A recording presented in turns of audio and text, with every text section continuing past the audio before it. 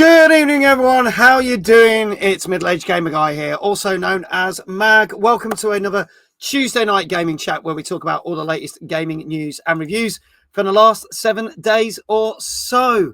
How is everyone? Let's see who's in the chat. Starting right at the beginning, here, nice and early, 15 minutes early. Kindred, good evening. Great to see you. Gozzo, literally turning up straight after Kindred. Good to see you. Dan Game Tank is here, but he's lurking over on Twitch. Good to see you. Flame, great to see you. Retro Jazar over on YouTube. Welcome on in. Sticky Knievel, hello, lovely. How you doing? Great to see you. Catherine, first time here. Welcome on in over on YouTube as well. Jelly Fruit. There we go. Yes, we've started. There we go. Everyone was like, has it started? Has it started? It has started. We are live. We are live. Great to see you. There you go. Welcome on in, Jellyfruit. Good to see you. There you go. Oh, yeah. Watching on YouTube as well. Welcome on in. We have got a jam-packed show for you this week with a load of new games and gaming news and a wonderful guest.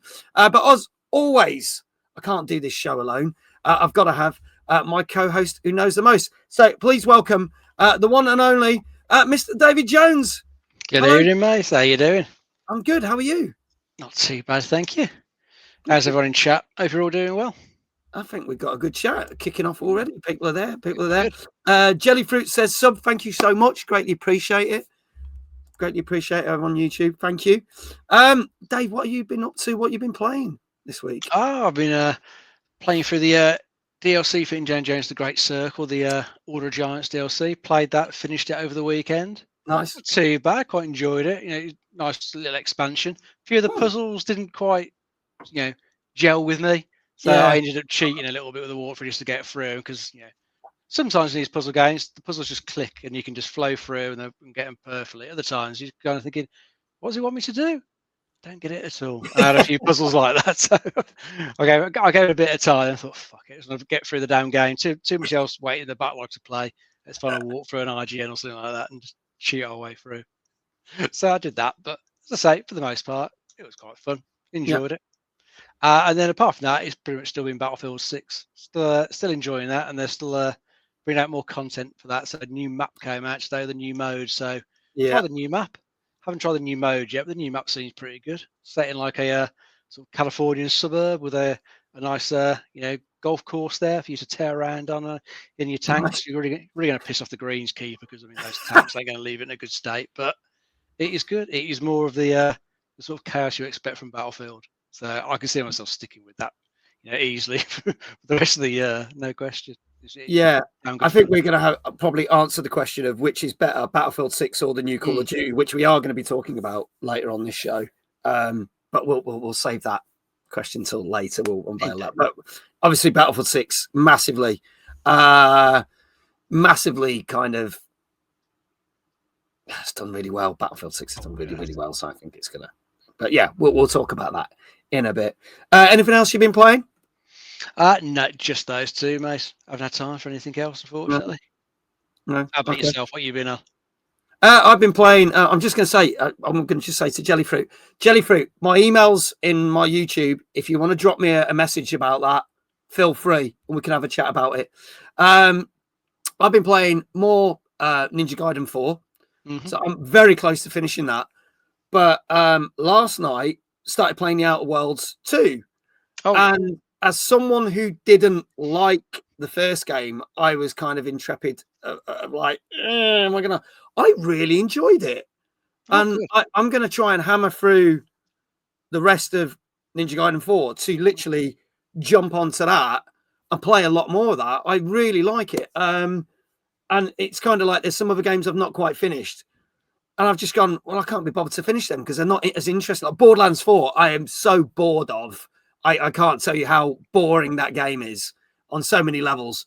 So I'm just like, yeah, that can wait. So Outer Worlds 2, a pleasant surprise. So I'm going to try and hammer through as much of that as possible. So yeah, want to do that. Kindred says, after playing the new Black Ops 7, it's an easy answer. Well, Kindred, tell us a little bit later on which one you prefer. Dave Johnson, welcome on in. It says, okay, who let them schedule another TNGC? Well, you, because you technically my management. So that answers that question. Iquel, good evening. How you doing? Great to see you. But welcome to everyone who's watching on YouTube and Twitch. I also have to say, and there's a couple of things we do this. Want to thank our sponsor for this month, because we have got a sponsor. So I've got to do the we got to basically do all this to get paid. We are sponsored by a mobile game, History of Heroes. For those of you that are watching on Twitch, exclamation history in the chat on Twitch. We'll give you a link. Download the game. It's absolutely free. You've got a number of challenges to try and complete before the 3rd of December. And if you do, it helps support the thing. Dave, thank you for doing that. I'll also drop that link in the YouTube chat as well, for people if you fancy supporting the channel. But there you go. Danka, welcome on in over on YouTube. So I'm going to literally just post that in now for all the people on YouTube. Feel free to do that. And we'd like to thank History of Heroes for being our sponsors for this month on the show. So thank you to them. We've also got another little sponsor we mentioned, but we'll talk about them later, because, you know, me and Dave got to get paid somehow. Indeed. There you go. Can I start cheating yet, Mag? Says Dave. No, we haven't even done the scores yet. We haven't done the scores. We'll explain. Jellyfruit, my email. I'm going to send you my email, dude. I'm going to put it now to you. Do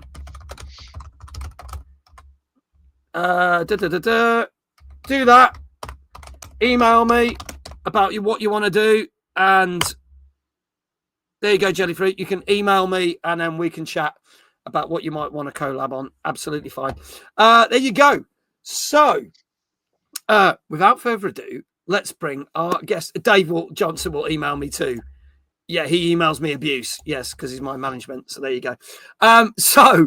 Without further ado, let's get our wonderful guest in. Now, I'm going to say, I met this gentleman back in summer of last year at Nottingham Video Games Expo.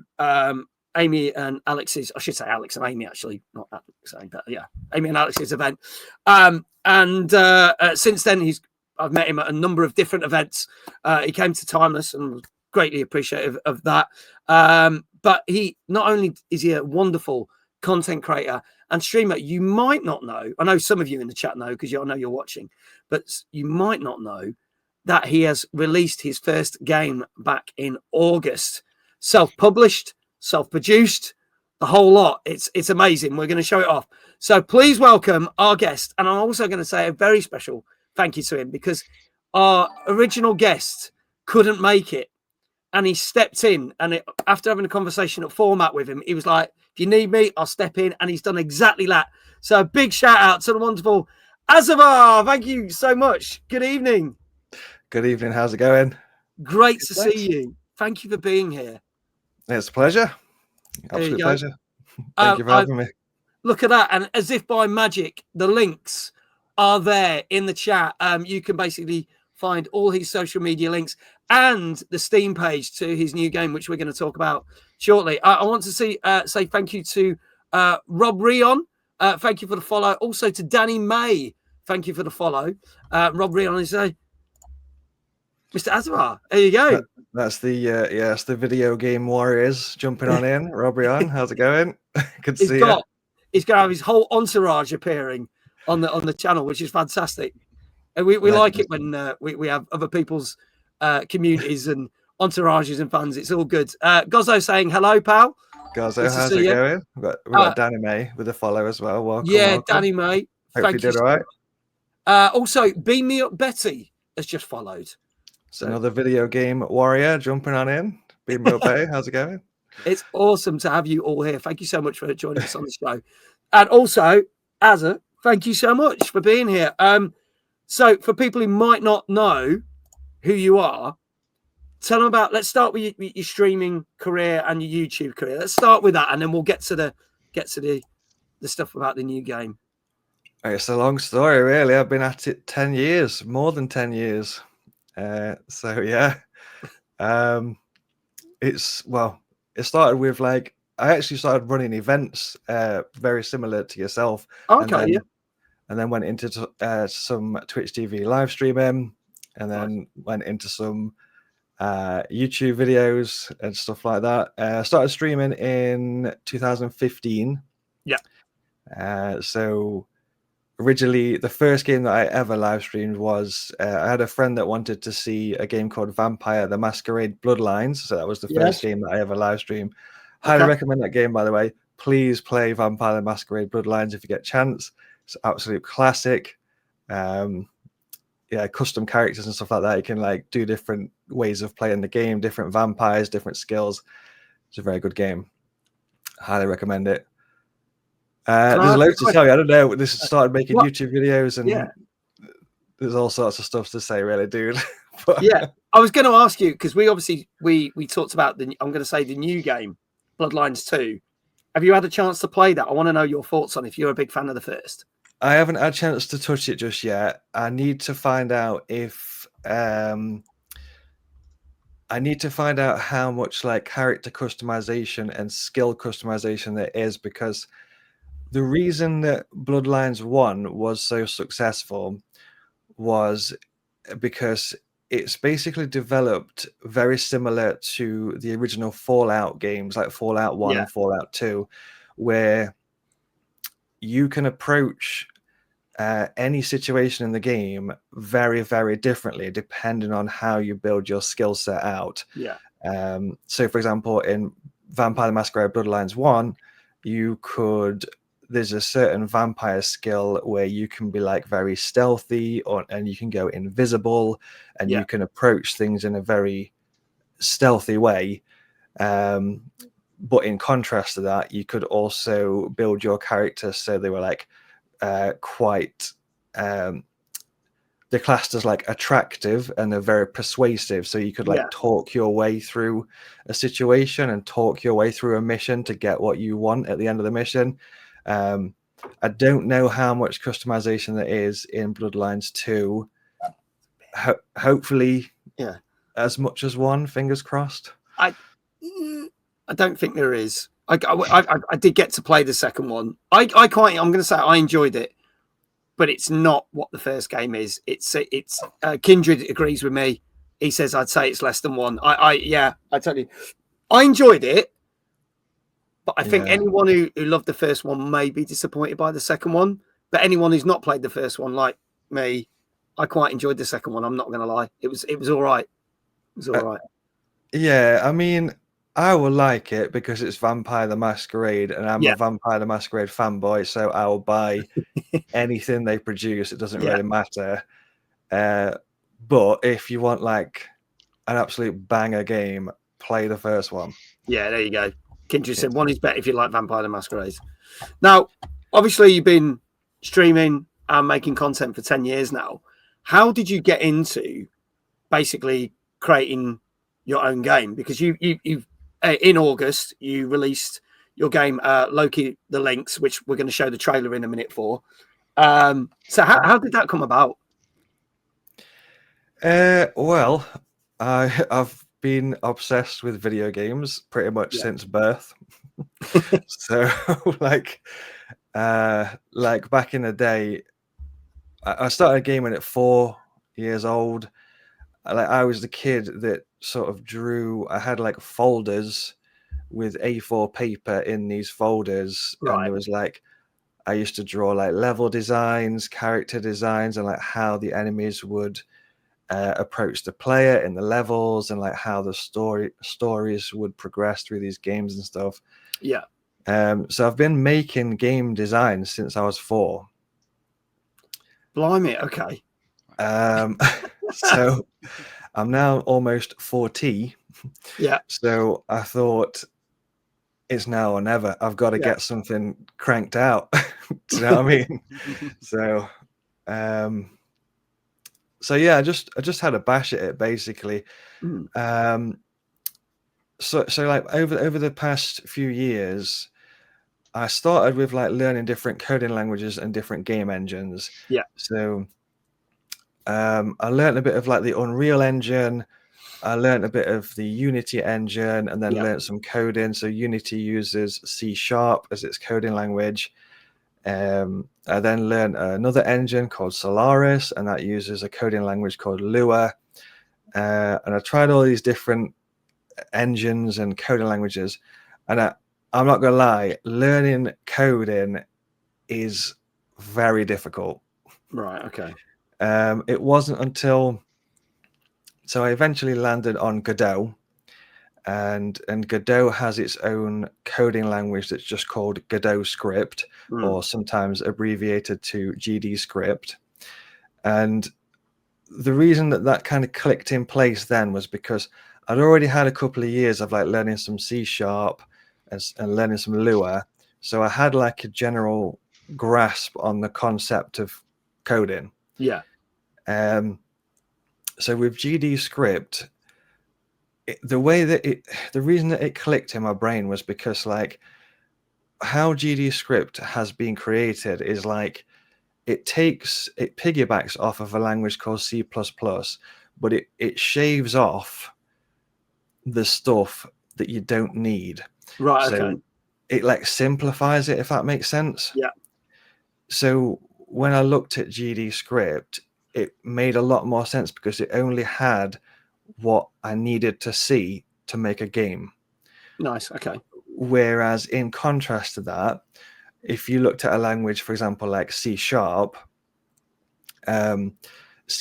language is used for making games, but it's also like used for making everything else as well. So like with C# you could make software for hospitals. Yeah. You could like code all sorts of different things, like apps on your phone. Yeah.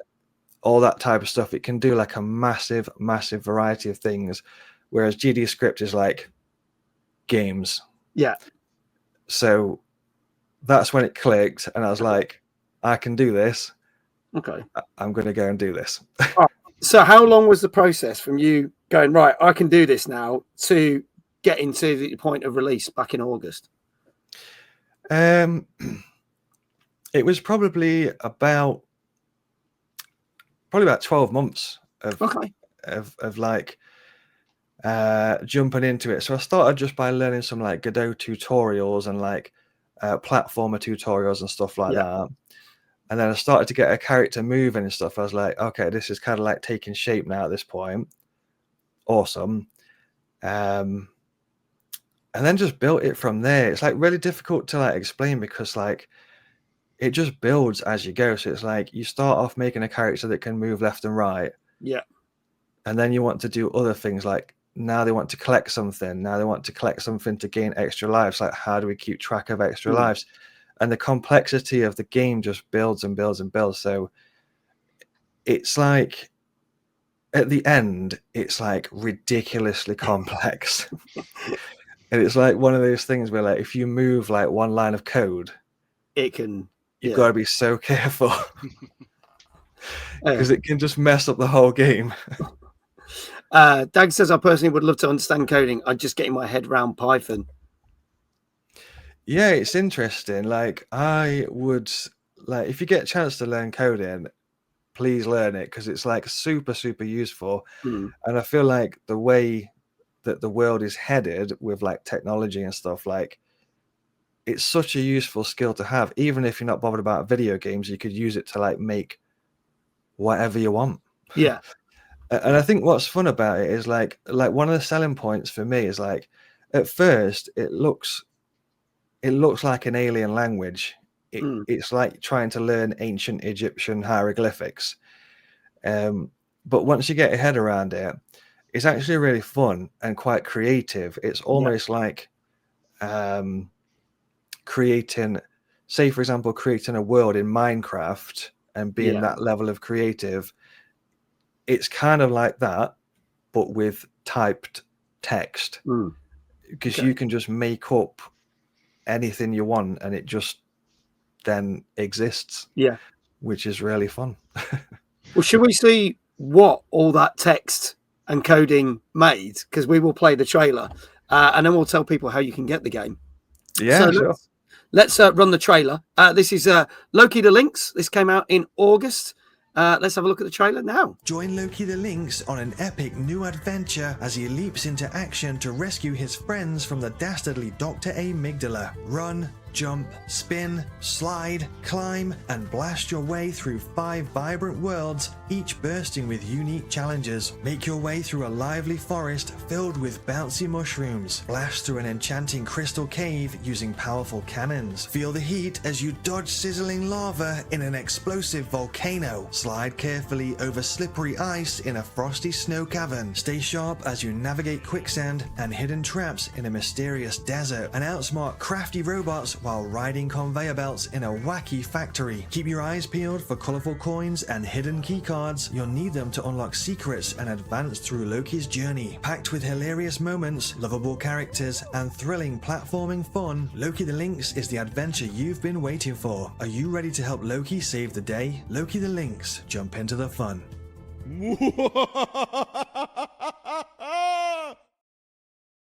There you go. So there's the trailer for Loki the Lynx. Amanda, good evening. How are you, lovely? Great to see you as always.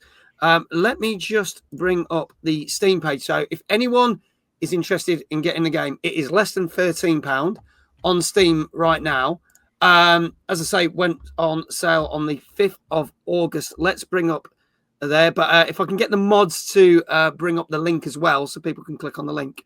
Because we have done shows where people have literally bought the games literally as we're doing the show, and that would be amazing if we did that. But here is the Steam page, and if you do buy the game, please leave a review because we'd greatly appreciate that. There's the links in the chat for the Twitch. If anyone's interested, we will drop those links into the YouTube as well. But yeah, how does it feel that you've now got a game out as well? I am very happy. Yes, I have wanted, like I say, I've wanted to do that since I was 4 years old. Yeah, it's been brewing for quite some time. So yes, I'm very, very proud of it. Just to throw this out there, Steam doesn't class a game as positive or good unless it has 10 positive reviews first. So it's currently got 8. We need 2. If we could get 2 more positive reviews, that would put it on the radar of Steam, so it recognizes it as a good game. Yeah, and obviously, I know when you sent me the information for this, you said this been massively inspired for games like, as you can see with what we can see now, like with Donkey Kong Country with the barrels and the firing, but like lots of other classic platformers, isn't it? That's what's kind of inspired you for doing this game. Yeah, well, I mean, I've played an ungodly amount of video games since 1991. I've played games all day, every day since 1991. So, you know, Donkey Kong, one of my favorites is Donkey Kong Country 2, which is an absolute banger. That's one of the biggest inspirations, and also Super Mario World, absolute banger. But people have compared it to like Rayman, all sorts of others. But yeah, if you basically like platformers and collecting shiny things, like collecting shiny coins, it's got the cannons. The cannons were horrible to code. Please appreciate the cannons. Yeah, it's inspired by all that stuff, especially Donkey Kong Country 2. But yeah, I could talk about it for a long time. As you can probably tell, the three most difficult things: cannons, Loki's states were also horrible to code, and the camera was also horrible to code. But yeah, they're absolutely perfect now. No bugs. It's perfect. Good to go. Right. So, folks, what we want you to do is there are links pinned to the YouTube channel and the Twitch channel. Plus, there'll be links shooting out throughout this show. We want you to basically go and buy a copy of the game. That's what we're going to do that. And then leave a review, because if he gets 2 more reviews, he's going to get the thumbs up, which is what we want. So do go support him. I will get a copy of this game as well, because I love stuff like this. I live for games like this. So Thanks, I can't believe I didn't know about it. I only found out about this at the end of October, so only a few weeks ago. So a few weeks ago, yeah. It also works on Steam Deck. So when somebody leaves a review, it will say on the Steam page, it says this person has mostly played this on a Steam Deck, and it also tells you how many hours. So it'll say People have played it for like 6.2 hours, 7 hours, and stuff like that. And it says Steam Deck verified on the review as well. So works on Steam Deck.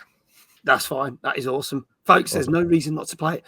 Gozzo was saying hopefully it will come to other systems in the future. So potentially that's a whole different adventure, and it's you have to get different companies involved, and you have to get like Nintendo involved, and Nintendo have to sign it off and stuff. Whereas Steam, it's way more straightforward. You just buy a Steam page. It costs 80 quid to buy a Steam page. Upload it. Steam just have a quick look at it. They say, "Yep, it's good to go. You can ship it. Get it shipped." And there you go. So you never know. I am going to put the link. Oh, is it not going to let me put the link? Hang on. Tell you what, do that. I'm going to get this link. Here you go. Cool. Thanks, dude. I'm going to make sure that's pinned to. Hang on. There we go. Let's see if we can do that. Steam achievements in there. Controller support. PlayStation controller, Xbox controller, mouse and keyboard. The whole lot, the whole caboodle. You can play it with everything, which is awesome. So yeah, that is now pinned to the YouTube chat as well as the Twitch chat. So at any point you want to go and check it out, please do so. And shall we start our show officially? Shall we kick things off? Yeah, let's go for it, mate. Let's go for it. So we are our 243rd show, ladies and gentlemen. We've got 8 games that we're going to be talking about for the last 7 days, including the brand new Kingdom Come Deliverance 2 DLC, Anno 117, Pax Romans, and Call of Duty Black Ops 7. Plus, some things were announced for some gaming movies in the past week, because we've got some more details of the new Mario movie and the new Legend of Zelda movie. So we've got all that and more coming up for you in the next hour and a half. So let's kick off with our first game tonight. This came out on Tuesday on PC and PS5. This is called Possessors. You'll see how they've done the title. Let's have a look at the trailer for this, and then we will explain how all you lovely people in chats on YouTube and Twitch can also get a shout out for your channel. So stay tuned. Kaz, wait!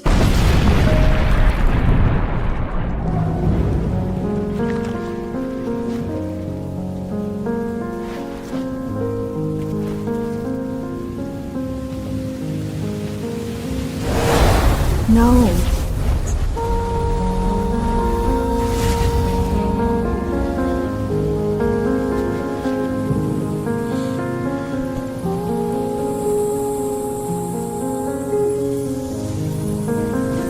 Help me.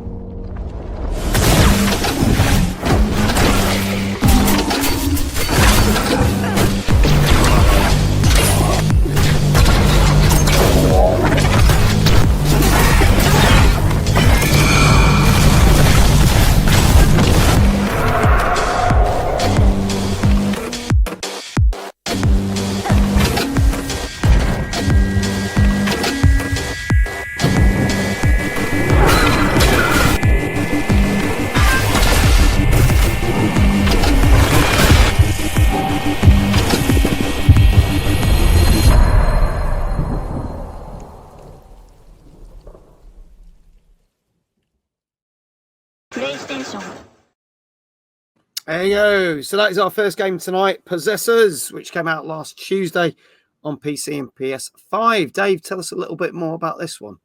Yeah, this is a Metroidvania set in a ruined megacity that's been torn apart by some sort of, I think, interdimensional catastrophe. And you can see in the trailer your character playing Lucas. She has to make some sort of deal with a demon to kind of like heal herself. So he becomes like sort of a parasite inside her, but it's keeping her alive. And I think it's him that doles out the powers that she'll pick up throughout the Metroidvania that will let her travel around the map and right, new places, new paths become available. They're basically got to try and find a way to survive and escape the mega city by the look of it. Looks quite nice graphics wise, nice sort of clean art style to it, and another Metroidvania if you haven't played enough of them already this year. Yeah, there's been plenty. There's been plenty. I'm going to say that, as Danka pointed out, this is a Devolver game as well, and I'm going to say Devolver do knock out some really good stuff. They do. So I've got high hopes for this. What are you into your Metroidvanias? Is this kind of sort of this sort of game that you'd like to tackle? Yeah. Is it developed by Devolver, as in like first party Devolver, or is it like a? I think it's published by Devolver. Yeah. We'll try and find out for you. Cool. But yeah, that's good. I do enjoy my Metroidvanias and stuff like that. I recently played Hollow Knight, which I was a little bit late to the party on Hollow Knight. But yeah, in terms of rating, out of 10, is it for this? Yeah, so let me explain before we start giving out scores. I know chat are getting underway. So anyone who's not seen the show before, we technically don't review the games. But I scour the internet and check loads of sites, whether it be Metacritic, IGN, Gamer Ranks, GameSpot, Eurogamer, to name a few, take all their scores and turn it into an average score. So you may agree with it, you may not, but if you guess it correctly, you will get a shout out for your channel. So whether you're watching on Twitch or YouTube, you will get a shout out. You can have halves and whole numbers from 0 all the way to 10. So we've already got 2 people that have put scores in. Danker on YouTube saying a 7, and Gozo over on Twitch is also saying a 7. So do you want to give a score, Azza?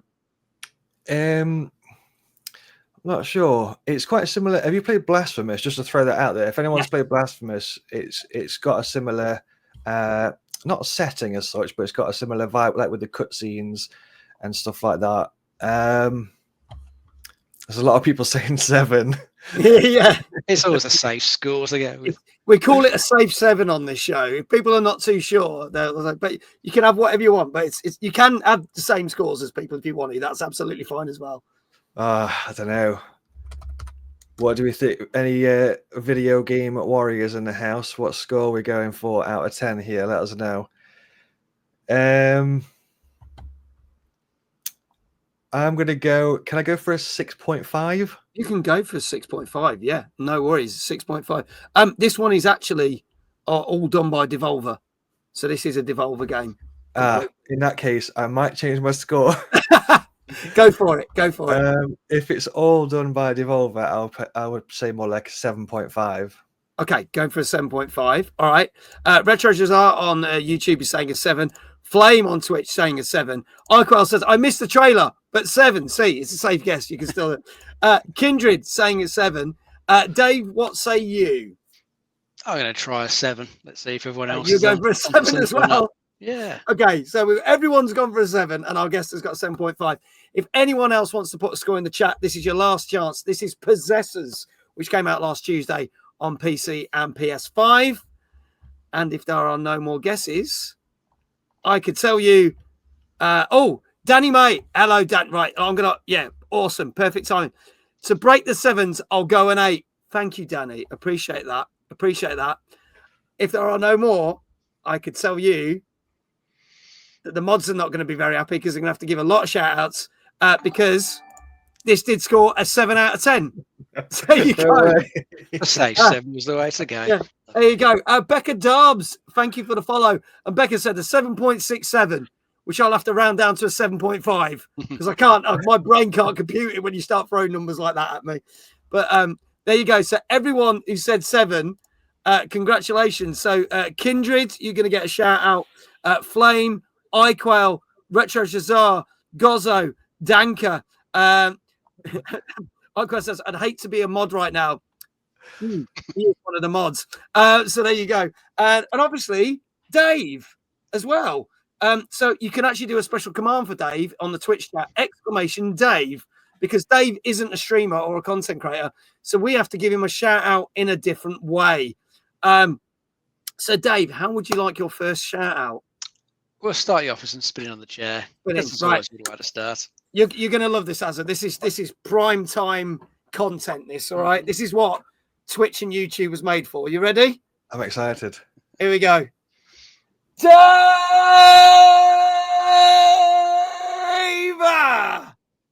Very nice. Here That you was go. very impressive. There you go. Brilliant. There you go. Congratulations to everyone who got that right. Shout outs will be going out very shortly. Why iQuail goes, oh my God, how many people have I got to shout out? So, yeah, he's on that now. They're going out now. We will swiftly move on to our second game, and a game that I massively adored, which came out back in February. I believe this is the third DLC. If I've got that wrong, please tell me. But I think this is the third DLC to come out for this. This also came out on Tuesday on PC, PS5, Xbox Series X and S. Danny says, that's how I also want all future shout-outs. We can arrange it. Maybe, Danny, we get you on the show as a guest, and then we can make that happen. There you go. Circus Digi, welcome on in. Great to see you. But here we go with our second game this evening. This is the third DLC for Kingdom Come Deliverance 2. And I know I'm going to pronounce this wrong, but this is Mysteria Ecclesiae. Here we go. Peggy 18.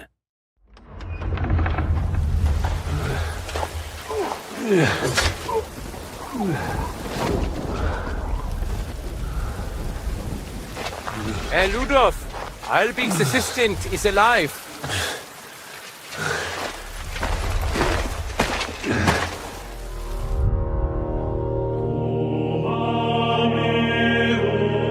When the Black Death last swept the town, it also started slowly. The old, the sick, those no one missed were the first to die. And then we couldn't even bury the dead in time. Now, the Lord is punishing us for it. This is getting out of hand, and the number of sick keeps rising. If it spreads to Kuttenberg, it'd be a disaster.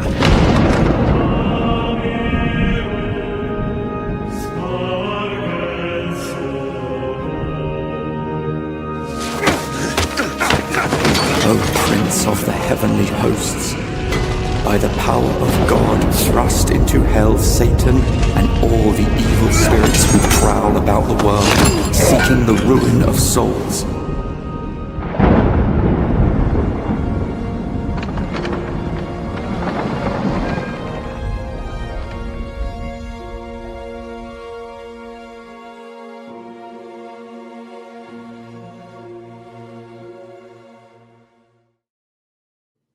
So there you go, the brand new DLC for Kingdom Come Deliverance 2. Dave, tell us a little bit more about this one, because this one seems a little bit more serious compared to one. We talked about the first DLC quite a few months back, which was a bit more light-hearted, but this seems, a bit more serious. Yeah, so it's a bit more serious tone to it. It is the final expansion for the game now, and they've brought out a Royal Edition now, which combines the base game and all the previous expansions into one for you, if you haven't already got it. This particular one, Henry's been asked to escort a renowned physician to Sedlet's monastery. Henry's sort of going there with the ulterior motive to try and find somebody who's at the monastery, but as they arrive at the monastery, they find there's a deadly plague there, and a quarantine goes off, and you're not allowed to leave the monastery, so you've got to spend a bit of time trying to sort of find your way through it, try and find this person that you're looking for, and it's going to involve a bit of, I think, a bit more stealth in there, a bit more talking to people, trying to get information, and perhaps befriend some people and find ways to trick others to let you make your way through the monastery, because it's more of an investigative DLC. There's not really much combat in there with the sound of it. Yeah. So a bit more thinking required, a bit more stealth required to make your way around. Sounds good though. Sounds like a good sort of end to what they had planned for Kingdom Come Deliverance 2. And at some point, I probably will get this and actually try it out, because I still haven't tried it. Yeah. Too many other games out this year, but I always thought this one looks good, and I keep meaning to pick it up. But still got to play. It is really, really good. I've not played any of DLCs. That's the only thing. I've only played a big chunk of the core game. And as Danka said, obviously they announced the Game of the Year nominees for the Game Awards. and this is one of the games of the year. So I hope this does well, as well with our friends at Kepler for Expedition 33 being the second most nominated game for it. So good on you, Kepler. So yeah, I'm rooting for both of those, to be honest. So yeah, that's going to be tough because there are some good games for that, but we'll talk about that another time. Yeah. So, Azzavhar, what do you think of this? Have you played the Kingdom Come Deliverance games, or does this take your fancy? I haven't played them, but I know a fair bit about them, and I know some video game warriors that love the game very, very much. Is this rating just specifically for this DLC? Is it? It is just for this DLC. Yeah. Yeah, I don't know. Is the game played? Do we know if it's played in first person or third person? Just out of interest here. It's first person. First person. First. Okay, got it. I know it is very, very highly rated. Mm-hmm. Anyone that's ever mentioned the game is absolutely in love with it. Yeah. So I would imagine the score is relatively quite high. I'll go for an 8. Okay, going for an 8 out of 10.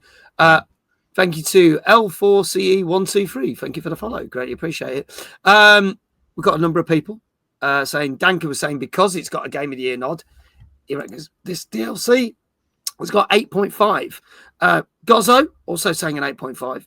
Revolt Rants, hello, welcome on in on YouTube. Great to see. Danny saying, going for the safety of the 7. There you go. First time watching the show. Danny knows how this works. It's great. Becca says, lovely swords. An 8 out of 10.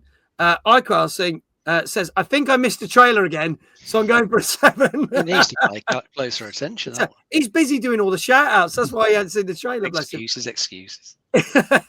Retro Shazar on YouTube says an 8. Flame says an 8. Here, another one. Dave Johnson wasn't paying attention, 7.5. I do love it when guests think it thoroughly, though. Yeah, exactly. Do DLCs normally rate high? Depends on the DLC.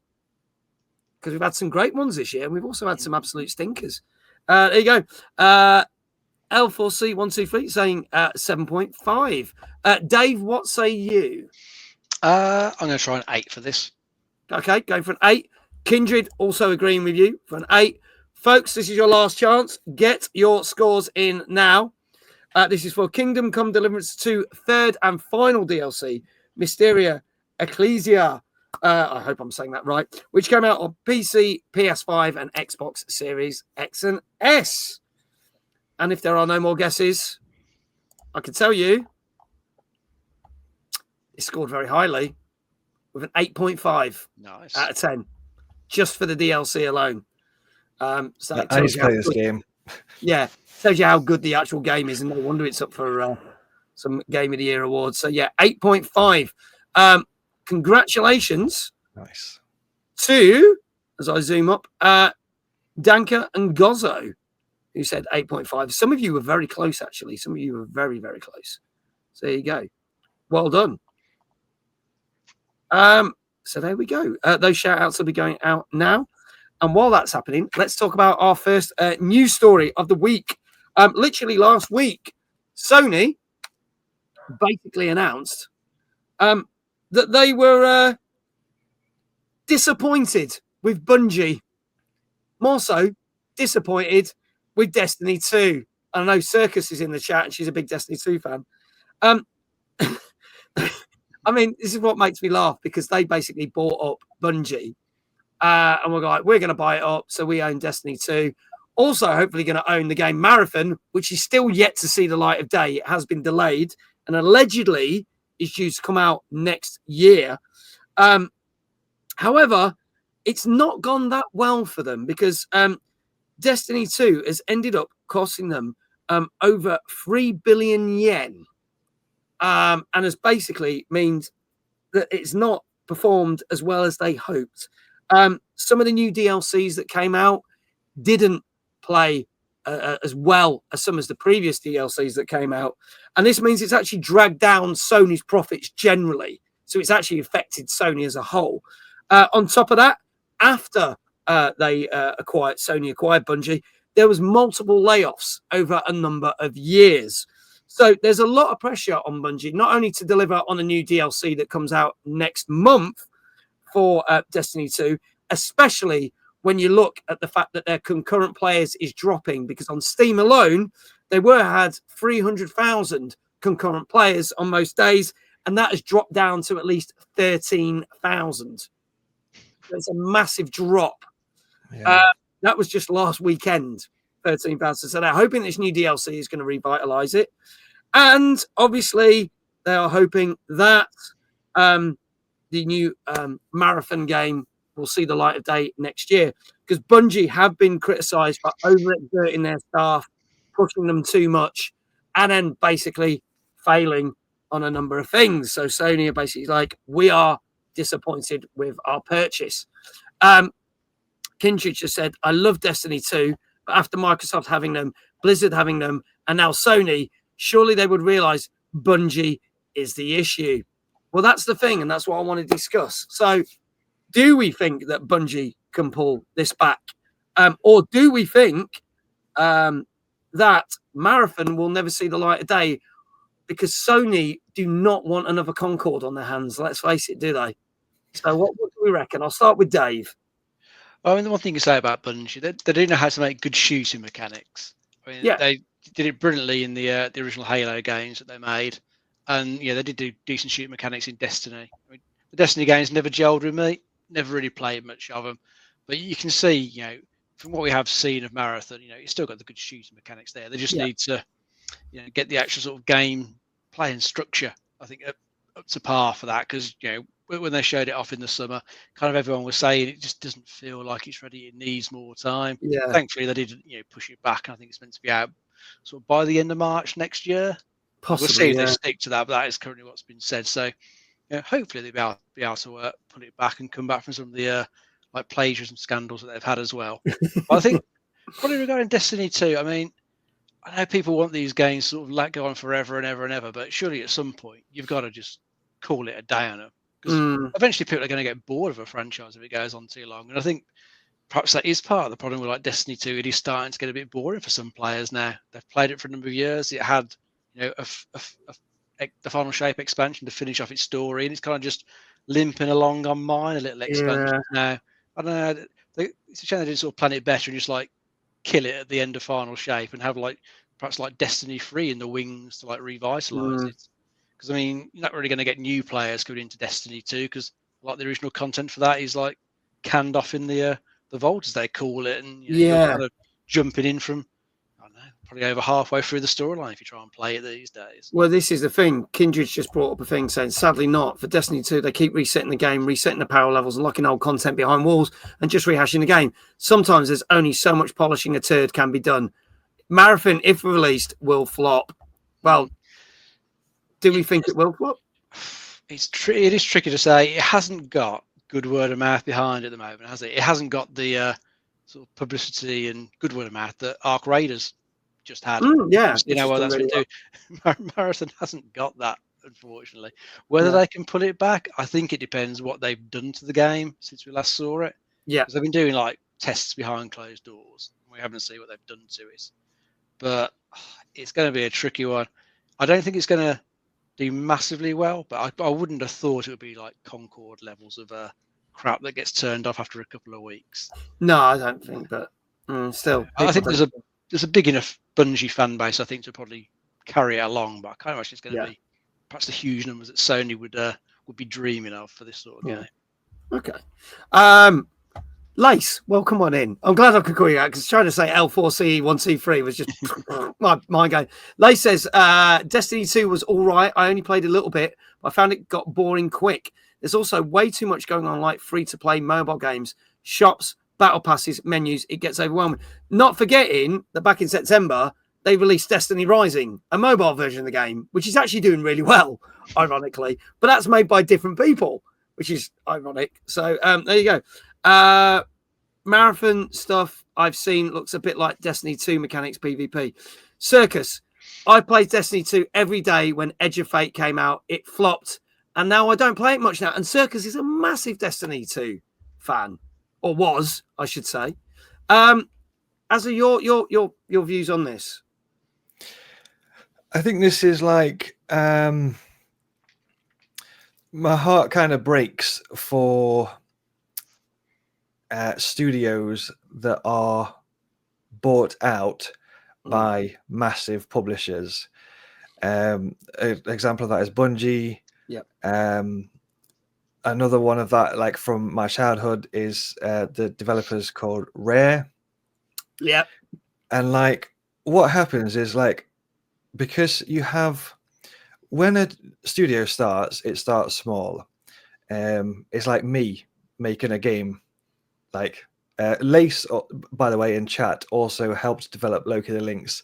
Lace did the NPCs and Lace did the user interface and stuff. So yeah.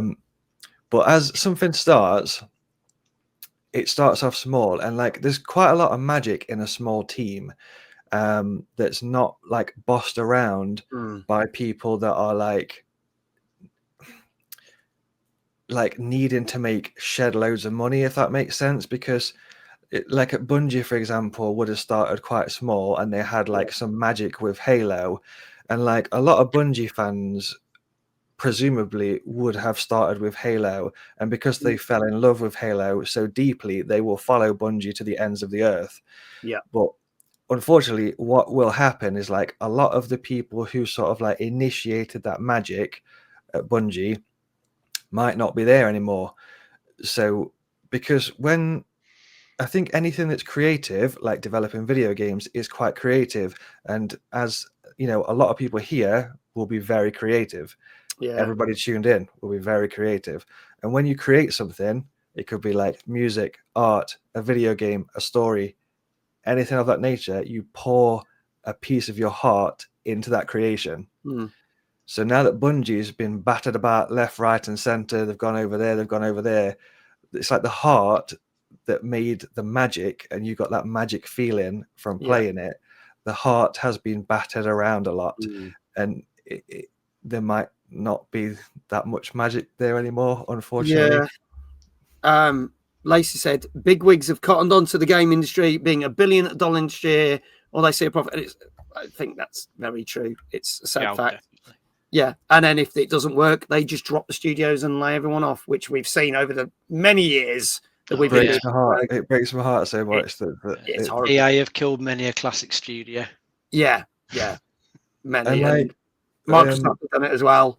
I was going to say, Microsoft, like, I want to see some like Banjo-Kazooie, like Banjo-Kazooie belongs to Rare, which belongs to Microsoft. Yeah. So all of his games that like I fell in love with, or Perfect Dark is an example. I think Perfect Dark was recently canned. Yes, it was another Rare game. Yeah. So Microsoft have gone nope. On Perfect Dark, there's no Banjo-Kazooie, there's no Conker's Bad Fur Day, or There was also what Rare were working on that was it Everwild, and that's been canned as well. It has. It looked really beautiful as well. All the stuff that you've seen from Everwild, it looked absolutely gorgeous. And like I'm really into that kind of stuff, like kind of magic and sort of trees and like fairies and that type of thing. And it kind of had that magic vibe about it. So yeah, I'm quite upset. It's I know it's been a lot of cans. I'm going to say this. I do love Sea of Thieves. Right? I haven't played it in ages, but I do love Sea of Thieves. But it seems crazy that they're only letting Rare do that when Rare's brought out so many amazing games from the 80s when they were back called Ultimate into Rare for the Nintendo things in the days. It just saddens me to see. And then obviously they gave Perfect Dark to a different studio, which they've now closed down and shut. And then the only other project that Rare were working on, that's been closed down as well. So I don't know. It, as you said, as Lace said, it all comes down to profits and stuff. So we will see what happens, and we will report. We will see how this Destiny 2 DLC does next month. We will see what happens with Marathon next year. It might even make the list of the 50 games. We will have to see, but we'll let you know on this show because we're going to press on. Evening, Jesse. Good to see you. Hannah, good evening as well. Welcome both in. Great to see you. Let's move on to our next game. And do you ever get the feeling of deja vu, like a Groundhog Day? Because it happens in games a lot, especially in this one. This also came out last Tuesday. on PC, Xbox Series X, S1, PlayStation 4 and 5, and Switch. And this is Rue Valley. Let's have a look at the trailer for this. I think I'll never get out of here. There is a house in New Orleans they call the Rising Sun. Still with me, Mr. Harold? The house of the Rising Sun. This place has a way of dragging you in. Oh, man. Good luck with that.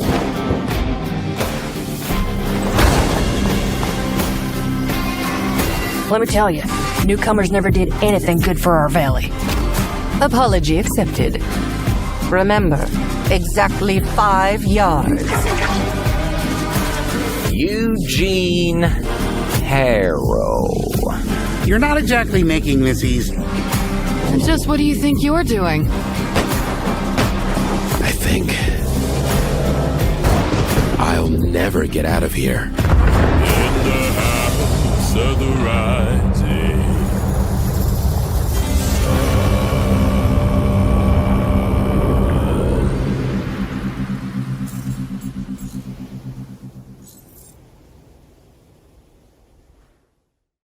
PlayStation.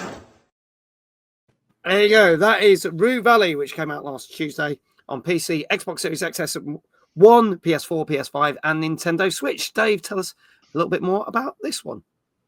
Yeah, this is a narrative heavy adventure game with a time loop element to it. Your character's loop begins like every day in his therapist's office, where he's talking to his therapist, talking about himself, trying to sort out his problems, and then not long after that, I think about 47 minutes you get, and then it's loops back. So you're in this small town called Rue Valley. So once you come out of the therapist's office, you've got that bit of time to try and explore the sort of motel where you're at, and the therapist's place, and other surrounding areas, and the various people you can chat to.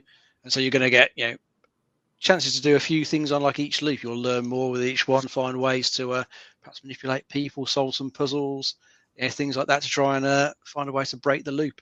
Looks like quite a cool game. I think quite a few people say it's giving them sort of Disco Elysium vibes, which I can sort of get from the way it looks graphically, the sort of isometric camera angle that it's got there. So it definitely gives vibes of that. It looks very sort of narrative heavy as well. All the text that you can see coming on the side of the screens in the trailer, but it looks like it's got quite a good story to it. I always quite like most sort of time loop adventures. They're always quite interesting, especially when you can sort of mess with some of the characters that you meet in the game. So I'm hoping this lets you sort of play around with things quite a lot. So it sounds like it should do. So this is definitely what I'm going to have a bit of a look at some point. Yeah. There you go. Snap, Danker. Beat him to it. They beat you to it. There you go. Azzavhar, what do you think to this one? Yeah, it looks like it's very, very well polished for sure. Like the style that it's got, the art style, it's got a very specific type of art style, which looks banging, looks awesome. And like, I like that kind of game as well. That's kind of like, it's kind of like Majora's Mask in terms of the time loop type thing, if that makes sense. Yeah. I think I don't know, it puts like a kind of like a unique spin or a different spin on a game, and kind of like makes you think outside the box or think a bit differently to the way that you play the game, which I quite like. If a game forces me to think differently. But yeah, it looks really good. Like cool. It looks like it will smash the genre very well that it's trying to do. Yeah, I like the look of this one. Let's get some scores, chat. Let's get some scores. Danny says 9 out of 10 for me, just for the soundtrack alone. There you go. Danker saying 7.5 for this one. What do you reckon this got?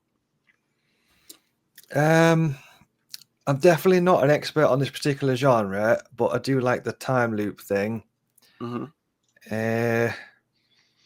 Let's put me down for an 8. Okay, going for an 8. Says Azzavhar. Gozzo saying a 7.5. Hannah saying a 7. Flame saying a 7.5. Becca agreeing with you, saying an 8. iQuail saying an 8. Retro Shazar saying an 8. Dave, what say you?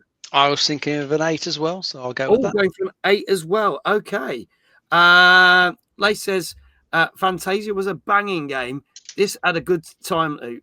That had a good time loop, so that might give some indication that a game called Ephemeral Fantasia, PS2 game. It wasn't very popular, but it was a time loop banger. Nice. What was that other one that we were talking about that we were trying to remember the other night, Dave? Was it 13 minutes? I think it's 12 minutes. 12 minutes with James McAvoy and that. Yeah, that started off good, but the ending of that was shocking. Yeah, I know. Yeah, I like the terrible ending. Yeah. No, it's apparently 25 quid at the moment. Kindred saying an 8. And there is a demo if you want to try it out. So there's a demo. Thank you, Danka. Anyone else want to have a guess? This is Rue Valley, which came out last Tuesday on PS4, 5, Xbox Series X, S1, Switch, and PC. If there are no more other scores in the chat, I can tell you it's got a 7 out of 10. So not as good as we hoped. Yeah, 7 apparently. Safe 7. Safe 7. There you go. Hannah, well done. You got it right. I think you might be the only one that got it right. So Hannah, you get a shout out. Well done. There you go. Lace also says Shadows and Memories was another good one with a time loop. There you go.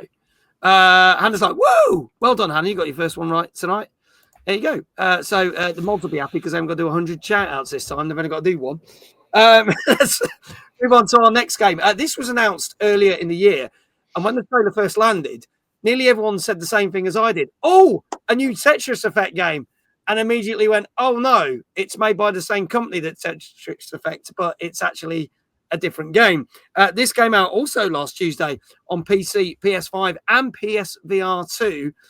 This is, I know I'm not going to say this right, but I'm going to say this is Lumines Arise. Let's have a look at the trailer for this.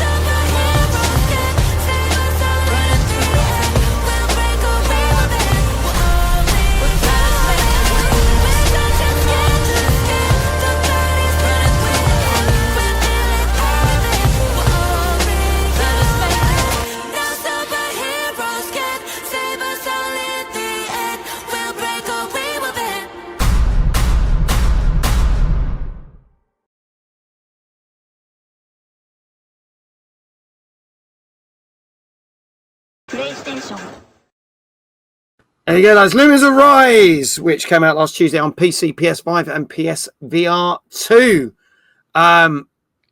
Again, I love Tetris Effect, and I thought it was fantastic because of the visuals and the music with a classic game. I thought they did a great job. And this has got my interest as well. So tell us a little bit more about this one, Dave.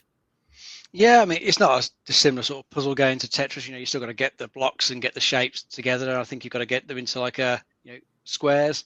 And then as the game plays, like a beat is coming across that will clear the squares. So that's how you play in this one.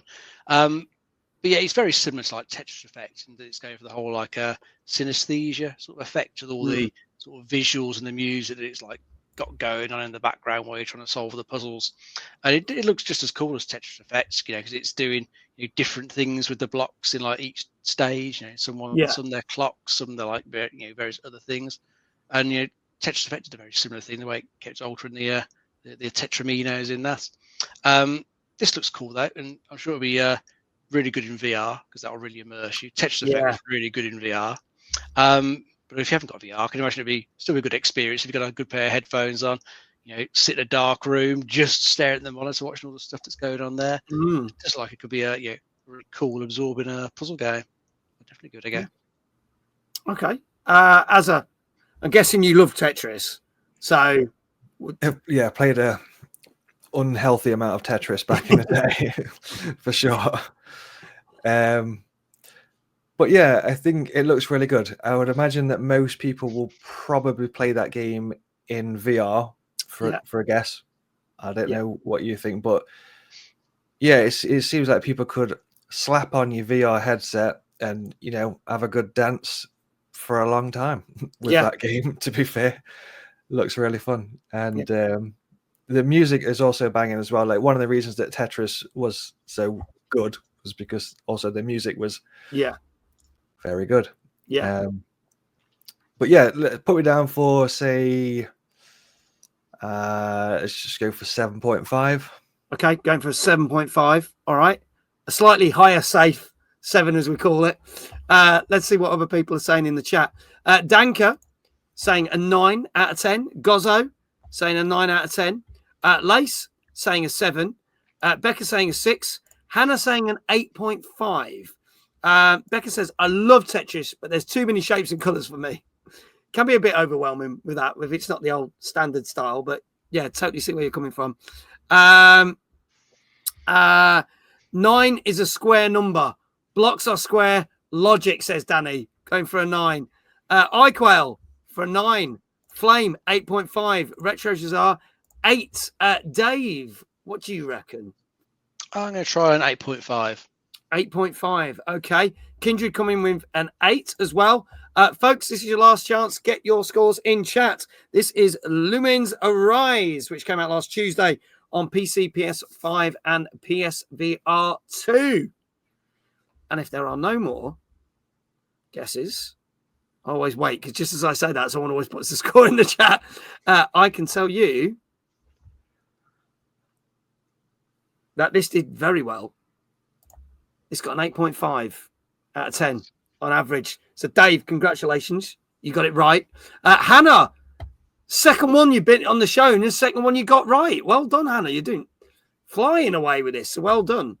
Absolutely smashing it. She's like 2 for 2. So, well done. Well done. Don't forget, exclamation Dave in chat to show your appreciation for Dave. And also, what I am going to say is all these wonderful people that are getting shout outs, including our guest, please do click on the links. Please do give them a follow, because they spend the time coming to watch the show week in, week out. We've been doing this since 2020. We greatly appreciate it. So please, go follow these wonderful people that are guessing the games right. There you go. So Tanker's like, Dave! Is the exclamation Dave not working? Let me try. It busted it. Have we busted it? Hang on. There it is. Just shouts Dave at the bottom. For some reason, it was being funny. But there you go. Exclamation Dave. Dave, how would you like your second shout out?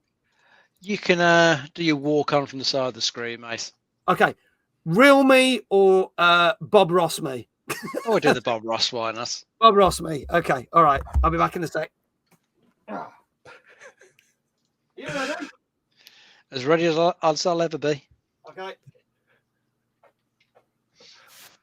Dave! Evening, Bob. Evening, Dave. Brilliant. There you go. Only our mums can tell us apart. There you go. There you go. Again, thank you to Blue Knight Slime for making that for me. I absolutely adore it. So there you go. Well done, Dave, for getting that right. Hannah, well done as well. Let's move on to some movie news. We don't normally cover movies. Is he going to make a happy mistake? Possibly. In lots of bright colours. We're going to talk some movies. Now, there's 2 things that were announced during the week. First thing, obviously, Nintendo did a Nintendo Direct for the previously announced Super Mario Galaxy movie. So the second animated Mario movie from Illumination. And we got to see some new characters in the trailer. we've got Princess Rosalina, who is going to be played by Brie Larson. If you don't know who Brie Larson is, Captain Marvel. But Brie Larson is a massive Nintendo fan. She's many a time on many podcasts and said how the fact that she has played literally every Zelda game going. And she's also been used in many campaigns for Nintendo adverts as well. So you've got a bit of a Nintendo fan basically going to be in that film. She's also said she would love to play Samus if they ever did a Metroid film, which I could see her doing that. So that'd be cool. And then Bowser Jr., we've got, I've got to get his name right, Benny Safdie. Now, some of you might not know the name Benny Safdie, but he has directed a lot of very cool films, such as Good Times, Uncut Gems, and has also gone into some acting as well. So he's appeared in films with Robert Pattinson, and most recently was the main villain in the new Happy Gilmore film. So if you've seen that, he's the guy who's got the energy drink company that basically makes your tongue turn green. So he is quite, he does drama acting as well as comedic acting, but he's more known for his directorial films. So those are the new characters that they are chucking into the film. But one question was left. At the end of the first film, we got a glimpse of Yoshi, but no Yoshi in the trailer. So the question is there going to be someone that's basically going to be voicing Yoshi, or are they keeping Yoshi a bit of a secret, or is Yoshi just going to do the sound? So I know that was terrible, but you get the idea. So we'll have to see. Second thing we're going to bring up as well. Also, literally in the same week, we started to get the first look of the Legend of Zelda film, and I'm actually going to bring up some shots from it because they've shown what two of the main characters look like. So let's going to bring this up on screen. This is courtesy of IGN, so forgive all the images that pop up. But we have got Benjamin Evan Ainsworth playing as Link, and we've got Bo Bragason, who's going to be Zelda. And there you go. It says Link and Zelda stare out over Hyrule. It's actually New Zealand because that's where they're filming the film. The film is due to come out on May the 7th, 2027. But it's also being directed by the director who did the last Kingdom of the Planet Apes. Kingdom of the Planet of the Apes. Yes, Kingdom of the Planet of the Apes. Said that right. But people noticed something more about the costumes. They weren't saying, oh, when to release. They were saying that if you look at the costumes, they come from two different Zelda games. Because Link's is from the Twilight Princess. His outfit looks more like from the Twilight Princess game. But Zelda's looks more Breath of the Wild style. So people are basically saying, where in the world is this film going to sit in the timeline, if at all? Or are we going to get an original adventure? So just very quickly for chat and Dave and Azza, are you excited for these two films? And secondly, do we think that Yoshi's going to have a voice? And also, where do we think this might sit in the Zelda with the other film? Where does it fit in with the Zelda lore, if anywhere? There you go. Two random questions. Give some quick, short answers. Go for it. I'll start with Dave. Yeah, looking forward to both of them. Probably a bit more sort of reserved on the Zelda one because since it's live action, it'd be interesting to see how well they sort of adapt it. As you say, we don't really know what exactly they're adapting. It looks like a mix of the two. Probably looks a bit more Breath of the Wild overall from what they're showing there, but that's all you can really get from a couple of pictures. So I'll reserve judgment until we see a proper trailer. But then as for the Mario one, looking forward to that because what we see in the trailer looks, just as fun as the first one so far. I don't reckon they'll do a proper voice for Yoshi. I think it'll just make his normal little sounds. I think he'll definitely show up in there because I think there was some merchandise manufacturer actually released a couple of spoilers showing Yoshi was definitely in there. So we know he's coming. So it'd be good to see what they do with him. But looking forward to that one. Should be a good, fun family film. Yeah. Dan is saying the costumes could be just Easter eggs and it might be a fresh start to the Zelda thing. And he said that he feels that Yoshi shouldn't be voiced. Danny is saying that the casting's great for the Zelda film, but a bit dubious about the Zelda film. What do you think about these two films? Yeah, I think like specifically with Zelda, it's tricky because, like, first of all, I was going to throw out there, like, I'm a massive fanboy of Legends of Zelda. I've played Legends of Zelda since the first one on the NES, and not stopped playing them since that. But it is difficult because obviously, if you've played every single Legend of Zelda and stuff, it's always been, video game. So you're used to seeing, pixels and 3D models inside of a video game. So when you then look and it's like a real person, I don't know, I feel like it would be difficult for my brain to adjust from like video game pixels to that real person. But as long as the film is good, I'm all in. Like, I just hope it's good and just not boring and not weird, and I hope it's got some it's true to Zelda. Like, to give you a good example is, I don't know if you've watched the Fallout series on Amazon. I think that's really good in terms of being like true to Fallout. Like, it's got the same kind of quirks in there, it's got like the same kind of jokes, like the inside jokes and inside one-liners and stuff like that. So as long as it kind of like does that but for Zelda, then we should be good. Fingers crossed. Hopefully. Fingers crossed. I mean, we have had some good video game movie films were always notoriously bad, but more recently they're getting better, and so fingers crossed they'll be all right. We have faith. Lay says it'll probably be an original venture, and they just like the aesthetics. Writers and producers like to take it away from the source, so it becomes their own, and they pay less. Just look at the Witcher series. Unhappy face. But a new Legend of Zelda timeline would be cool, as it's possible in the universe. Icon says, just cast Bob Hoskins and get Roxette to do the theme song, and you've got a hit Nintendo film on your hands. Lace says, I do like The Witcher, though. That's absolutely fine. So there we go.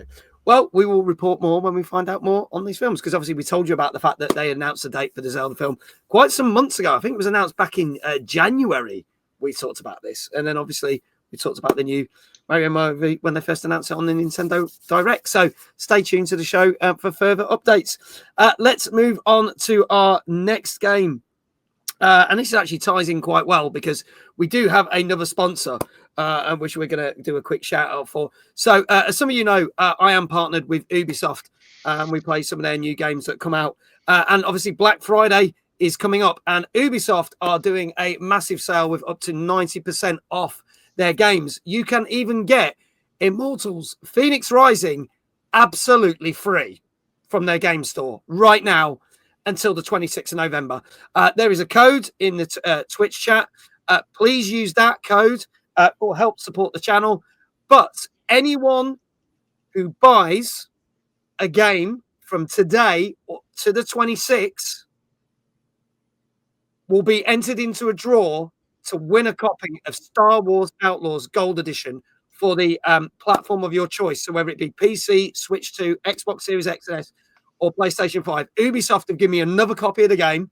We gave a copy away on this very show a couple of months ago, but they gave me another copy. So on the 27th, anyone who's bought a copy of the game and use my code, you will be entered into a draw.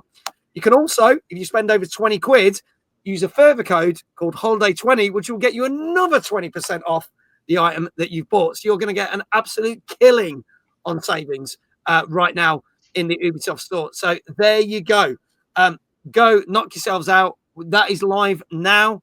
And if you basically, we will enter anyone who uses my code into the draw. And hopefully there will be a lucky winner of Star Wars Outlaws, the Gold Edition, which includes all the DLCs as well. It's definitely worth it. I enjoyed that game. I know people moaned about it, but it's a bargain. You're going to get something for free. There you go. So a big shout out to our sponsors.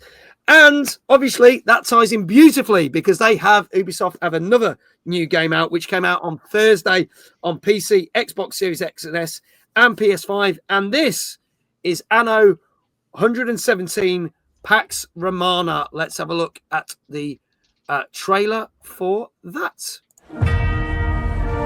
I know you're obsessed with money. You should just have it in money and war. Vaporous things all over. We know that you like. When I think of my empire, I think only of beauty. Exquisite buildings arranged in divine harmony. Wide open lands bent to suit our most luxurious desires. Markets with the finest goods. Ornaments on every street. There's always a grand plan. Until invaders reduce it to rubble.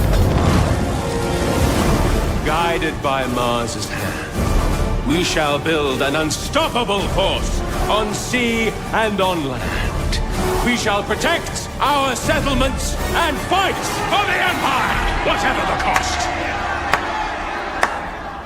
Empires, my friend, are not built on the battlefield, but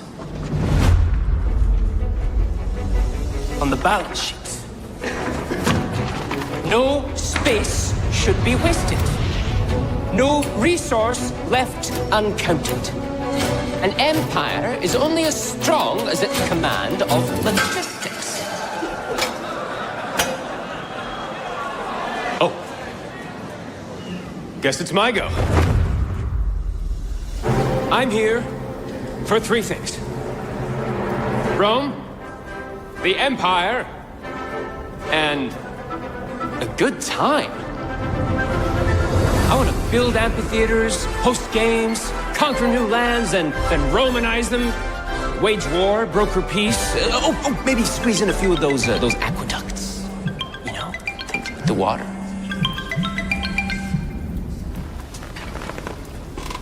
I'll call you back. Thanks, guys. Love your work. I'll take it from here.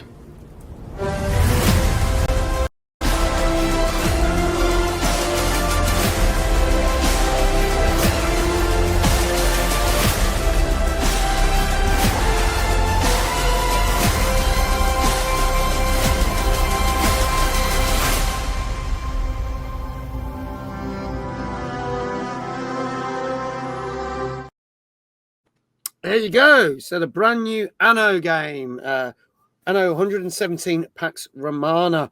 Dave, tell us a little bit more about this one. Yeah, this is a historical city builder set during the height of the Roman Empire. This one has got a narrative campaign to it where you can pick one or two characters to play as. Who I think both got slight differences in the way the narrative unfolds, but you get to you get to sort of govern a newly sort of built city. You've got to obviously build it up, make it efficient, make it rich, and do all the good things to make it please in the eyes of the overall Roman Empire. And I think you either get to build it in the Roman heartland or on the Celtic frontier. So there's a couple of places where you get to build this city. But while you're building it, obviously things can go wrong with some of the other factions in the world. So we could see in the trailer some RTS stuff there, a bit of naval combat. Battles with the land forces as well, trying to take some cities. So it kind of reminds me a little bit of the Total War games. I used to quite enjoy the Total War Rome entry in that series. It kind of reminds me of that. I'm kind of like interested in this one. I quite like the Roman era. And graphics, it looks pretty good. So it looks very nicely building these cities. They look pretty spectacular. So this is another bloody game I'm quite interested in. Don't know if I'm going to find the time to play these ones. Especially one like this, because you can, as well as playing the narrative, it's got an endless mode to it where you can sort of tweak rules to sort of match how you want to play it, and you can just crack on in that and kind of do what you want for as long as you want. So I think there's quite a lot of stuff to do with this one. Looks pretty good. Cool. Azza, your thoughts on Anno? It looks well. First of all, I'm just going to say I've not played any game in that series at all. Yeah.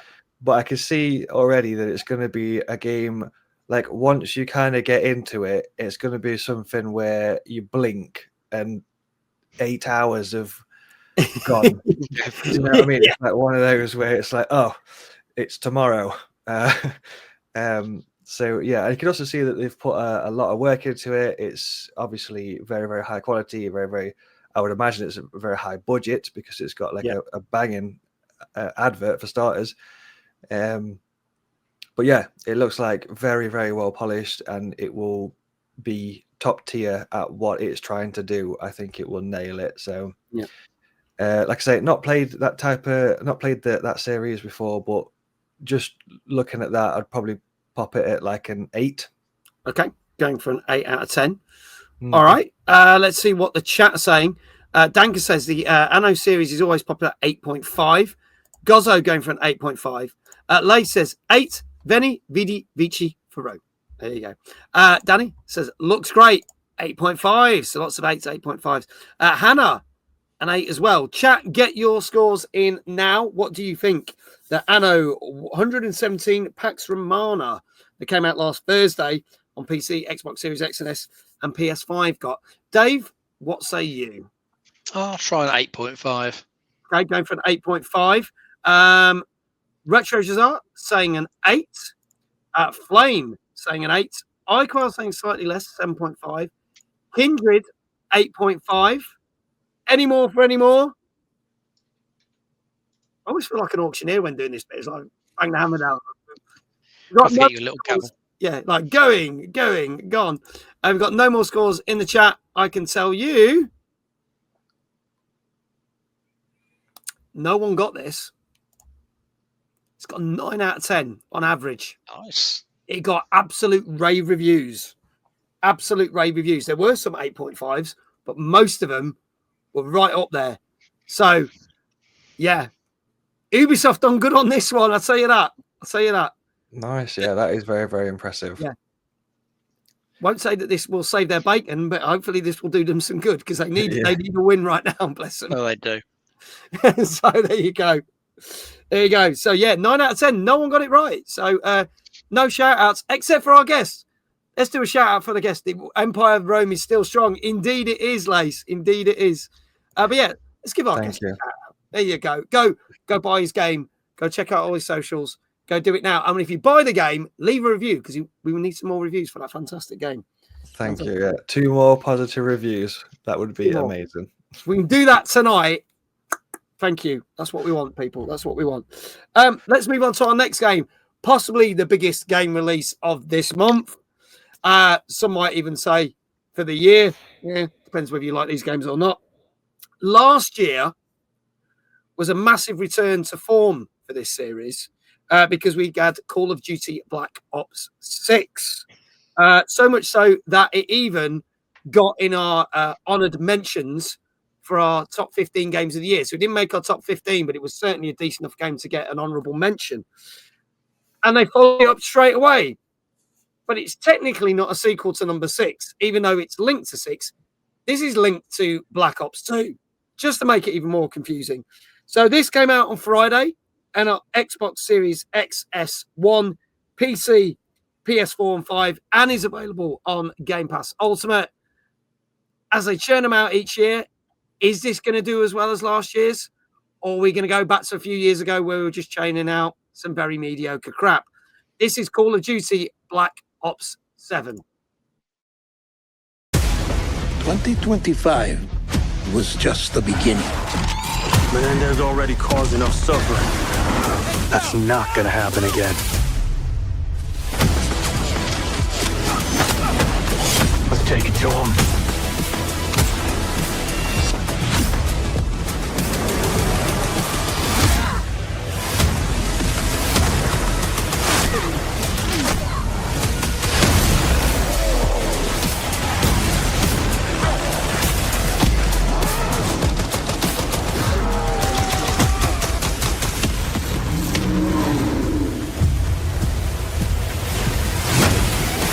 They want to peek behind the curtain. Let's show them what we got.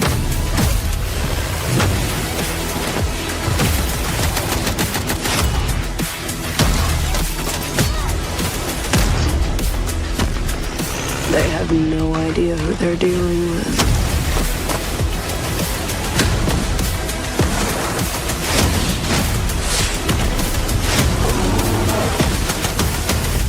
There is no escaping me.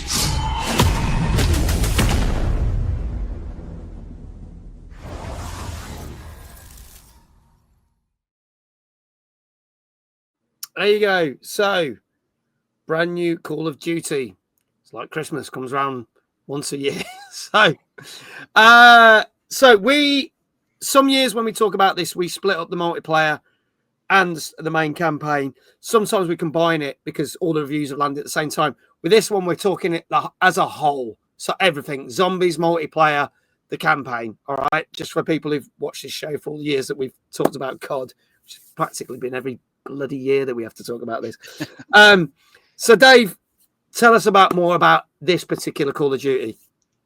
Yeah, well, you've got all the usual parts too. You've got the campaign, multiplayer, zombies, all that classic stuff's there.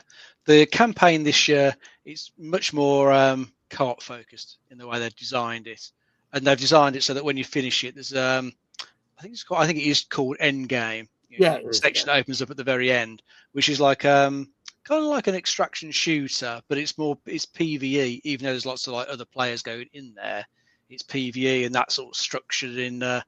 You sort of go into like lower level zones, build your character up, and then you can start going to higher level zones and getting more and more stuff. But you're obviously got to be careful that you don't die, because if you do, you lose all your stuff. You're going to try and get your character leveled up and perhaps bring them out to save the level that you've got them to. So they've added that to the end of the campaign.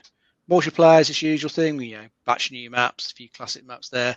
Zombies, again, it's your big sort of zombie mode. Survival mode. This one I think is sort of set with sort of hub areas you kind of got to go to, and you've got to use a vehicle to get between them. You've got to sort of keep that vehicle going, so you want to make sure your team sticks together as you're traveling around each zone. You don't want to get left behind. And from what I've been reading about this one in particular, I think the multiplayer is meant to be pretty much as tight as it usually is. Yeah, let's face it, they've been making this thing for years now. The actual way the game controls, the way the shooting works, is pretty good. You can't really false it. Works well. I think campaign-wise this year, because it's like that slightly sort of futuristic setting, and we sort of what they're doing is it kind of looks a bit daft on the trailer, like clips you're going to have been seeing on social media, because the enemy in this one, a group called the Guild, they're using this sort of gas to kind of induce hallucinations, a bit like the way Scarecrow does it to Batman. Yeah. And when you're in these hallucinations, kind of anything goes by the look of it. You've got these massive versions of some of your characters that you've actually got to fight against. They come in as big boss characters. You've got big knives that fly through the world and all the enemies. It all just looks a bit daft. And I kind of think that a lot of the time, probably some of the Call of Duty players prefer something a little bit more sort of grounded in reality, a bit more of a proper military shooter like the Modern Warfare. I think this is why last year's was so successful, because the campaign was an espionage spy story. So there were some levels you go guns blazing, some levels that were open world, some levels that were like stealth, or you could like start to chat to a character to get your way in and stuff. And there was multiple ways to do objectives. But this doesn't feel like that's that. No, it's not. It's kind of jettisoned all that to be 4-player co-op. Really, it is built to be co-op. You can play it single player, but you'll have no AI teammates with you. The AI character, the other characters in all the cutscenes just disappear when you play it as trying to play it solo. So I think it's a bit of a miserable experience solo. Okay. I'm going to read out all the comments in a minute, but actually, let's read some of them out. We'll get some. I'll do the ones that I haven't got the scores, and I'll read the scores ones out. Dan says, I've heard some not promising comments about the direction they have taken with this outing. Kindred, game's a mess. Forced into a co-op campaign unless you turn fill-in off, then it doesn't scale it back down to solo playing. They said 18 old maps, but 90% of them are old maps. So it's not new content. It's exactly the same shit every year and nothing new. And the end game is just Arc Raiders. Gozzo, I'd rather play the classic COD games like the Modern Warfare series. I'll bring up Modern Warfare, not motherfucker. I'm a turnip. I don't know whether that's what you meant by MF, but I'm going to say motherfucker because I can. It's my show. So there you go. Full of hacks already in multiplayer and bad programming means bullets don't hit or they can kill through walls before on screen. Need major patches, but never actually fixes the cheats, even though they were claiming that they've got best anti-cheat software on this one. So they've got a lot of work to do. So we'll see. So Azzavhar, your thoughts on this Call of Duty? Yeah, I think it's wild if people are saying that there's loads of cheats and stuff, because they were advertising in that trailer that they just showed it. They were trying to say, no cheaters in the game. So yeah, issue for them. I'm going to be like straight up honest here. I've not played Call of Duty since Modern Warfare 2, which Okay. a lot of. And I think like the campaign was like super good on that. Yeah. And I enjoyed like unlocking the, you know, when you play multiplayer and you unlock like your ranks and you unlock your skins for your weapons and stuff like that. Like, that was really fun. The co-op campaign does sound fun and appealing to me, because specifically, I was a massive fan. I don't know if you ever played a game series called like Conflict Desert Storm or Conflict. I've heard of it, yeah. Stuff like that. It's like Conflict is like we used to play it a lot back in the day, so it was like a 4-player co-op, like 4-player local co-op, like split screen. Yeah. Each one of you would have like a particular strength within the squad, and you would work together. So if it plays like that, I think it'd be a banger. But yeah, if it's failing on some of the online multiplayer stuff, that's its core player base. So if it is failing, I'll put it as a 6. Okay. All right. Going for a 6. Let's see what other people are saying in chat. Lay said, COD went down after Modern Warfare 2. Not Motherfucker 2, just a surprise. Such potential wasted, in my opinion. I heard it has mixed reviews, so 5.5. Danny said, not personally a shooter fan, so a safe 7 from me. Danker, 8. Hannah, always had a soft spot for Black Ops, but there's so many of them. I'd say 7.5. What else? iQuail, 7. Gozzo, 7. Drawn Unicycle, good evening. How you doing, buddy? He says, I want to say 3, but I'll say 7 for real. Flame, 7. Kindred says, went down after COD 2, basically. Retro Shazar saying a 6. Dave, what say you? I think I'm going to try a 6.5. 6.5. Okay. All right. Last chance, folks. This is Call of Duty Black Ops 7, which came out on Friday on Xbox Series X, S1, PC, PS4, PS5, and is available on Game Pass Ultimate. If there are no more scores in the chat, I can tell you straight away, this did not score anywhere near last year's effort. So last year's game stands out as one of the most standout ones in the last 5 years. This did get some scathing reviews, especially from the users who are not happy. And we're going to talk about why it's got some scathing reviews straight after this. But some reviewers were a bit more sort of easier on it. So it did get highs of 8s, but it also got some lows of 5s and 6s. But most people reviewed it at what most of the other games got, such as Call of Duty Cold War, which we talked about on this very show, and some of the other games that came out. And that's the old safe 7. So it got a 7. I get the feeling it should actually deserve less, but we'll find out about that, and we'll talk about that next. So if you said 7, congratulations. You got it right. Flame, well done. You get a shout out. Gozzo, you get a shout out. iQuail, well done. Danny, well done. You got it right as well. So hopefully I've got everyone there. But yeah, 7 it is, which means that Battlefield 6 reviewed far better than this. So Battlefield 6 has technically won this one. We'll see how it does in sales. But for now, and the reviews, Battlefield 6 is a lot better. Now, let's move on to a news story. And it actually is about Call of Duty Black Ops 7, because there are a lot of unhappy people, especially if you check out the Steam store and other places.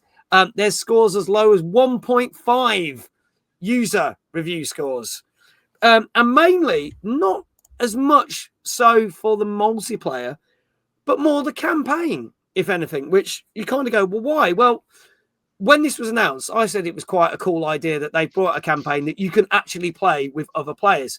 Now, I believe they've not done this since 2015 in a Call of Duty game. And it didn't work then, but they were trying to do something new and revitalize it. But it looks like it's not actually panning out how they wanted, because people have been complaining because, as Dave rightly said, if you don't want to play with your friends, you can do it solo, but it doesn't load any AI characters in to the game. So there are some quests that are clearly made for 4 people where you've got to go to 4 different destinations. So it actually drags it out a lot more. the biggest thing about this is also you have to be online to play the campaign, even solo. And this brings its own difficulties, because if you're online and you go off to make a drink or something, if you are not back quick enough, it will kick you from the game. There is a lack of checkpoints in this. There are checkpoints, but there's a lack of checkpoints. Therefore, you could find that when you reload it back up again, you are a lot further back than where you are in the game, because the checkpoints are not that plentiful. So if you are idle, you will get kicked from the game. I've seen a number of people that have said with the big boss fight, which I'm not going to spoil, but I think there's videos out there. Contains Michael Rooker, great actor. But some people got it and they got disconnected and they had to go all the way back to the start of it, annoyingly. Kindred, as you said, got kicked 2 times and had to start the whole mission again. And some of these missions are quite big. There's no difficulty options. So it's the first campaign in ages to not have to. So some people are going to go in at a level that it might suit them because it's quite tough, and some people are going to struggle with this. Now, I'm going to stream this on Monday to give my opinion. I'm not a normal COD player, so I think I'm going to have an absolute shit time with this, but we will see. So if you want to see how I struggle with this, tune in on Monday on Twitch and TikTok to see how I do. But that's what the stream is going to be next Monday. But yeah, restarting levels, no AI in the squad, being idle, getting kicked out, having starters in. People are not happy. Why do you think they went down this route instead of just doing what they've always done with a solo campaign? That's my question to Dave and Azzavhar in a minute. I think they're just trying to sort of fit it all in with the sort of multiplayer focus they have for the rest of the package, aren't they? Instead of just making this segmented off single player only story, they want to sort of bring it all in and make sort of all the sort of progression and stuff fit into this mode that you get in the zombies and the multiplayer. Just trying to make it one big multiplayer package, but that's not what a lot of people really want from one of these campaigns. They want, that single player experience where you see you got difficulty levels, you can pause it at any time you like, go make a cup of tea, come back, not have to worry about it kicking you. You want checkpoints, so if you do die in a mission, you ain't going to start all the way back at the beginning. Just, start maybe a couple of minutes back at worst. There's something to be said for the old sort of classic single player campaign. It does unfortunately seem to be dying a death in this sort of first person world, especially in the AAA studios. But they were also my favourites. The proper sort of single player focused narrative, first person shooter. Some of those were brilliant back in the day, but they do seem to be sadly dying a bit of a death, especially in the Call of Duty package. And even though you could probably argue about Battlefield 6's campaign is better than what's here, that still wasn't that good a campaign. That had its own issues, nothing special about that narrative wise at all. Looked the part, sounds the part, just the gameplay part of it wasn't that good. Could have been way better. But yeah, the Black Ops 7 one. As soon as I saw it in the trailer, I didn't really like the look of it, especially compared to previous years where it's felt a bit more grounded in what it's done. It's a bit meh to me. Yeah. They're going down this route. Hopefully they'll have a bit of a rethink, considering all the complaints they've probably been getting online and social media. Yeah. Azza, your thoughts on this? Yeah, well, looking at this, I can probably take an educated guess, like being a game developer myself, that this game was initially built upon being a multiplayer game with probably not really much thought of a single player campaign at all. Yeah. So from a developer's perspective, I can say it will be more work to make the campaign be kind of single player. Yeah. Because what they've done in terms of game development and coding is they've basically just made the multiplayer and then just copied and pasted it to this single player campaign and said, good luck. With this, if you mentioned that the servers boot them out and stuff like that, because they're just copying and pasting all the code that they've already written for the online, they've just pasted it into single player. It does make me sad because I massively loved the single player campaign of Modern Warfare 2. I think it was very well written, and you really felt like you was in the campaign, and you was like, marching through doing your missions and stuff. It felt really cool to play. So yeah, I kind of agree what you said, Dave, earlier, is that like it's a bit sometimes a bit heartbreaking that like, because that game probably would have been started as like a single player campaign, and then multiplayer was like added like on the side of development. I would imagine that if they get enough complaints, they will put in the work to change the code to work in a single player environment, because it can be done.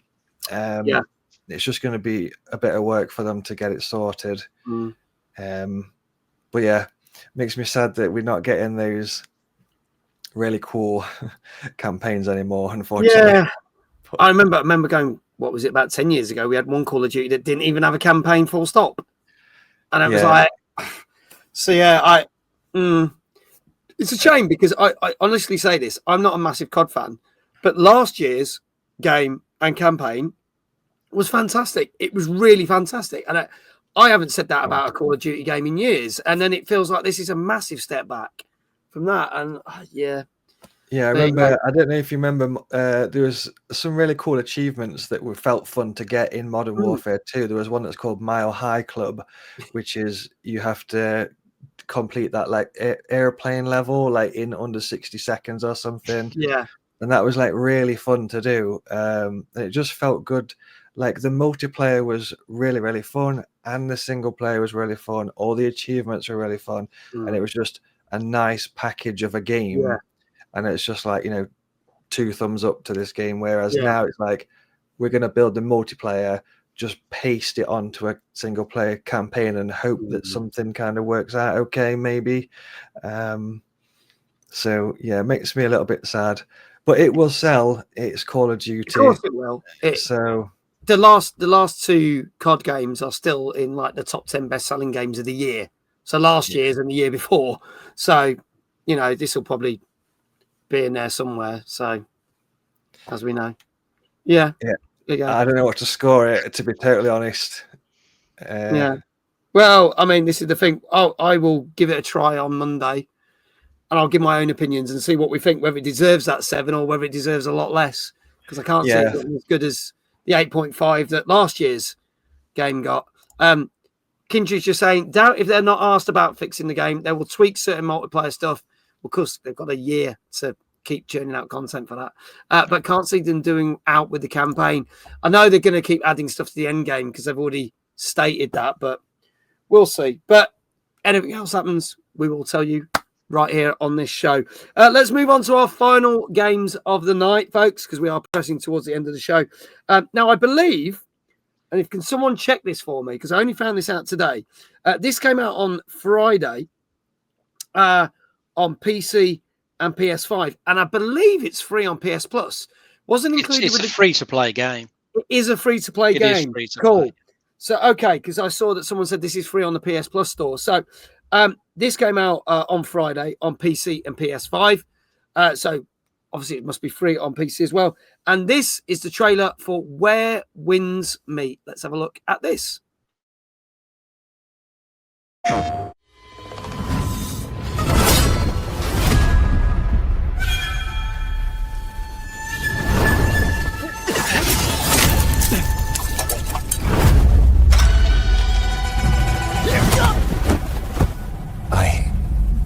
I don't. Do you know the road up ahead? Who are you? Same as you. A wanderer.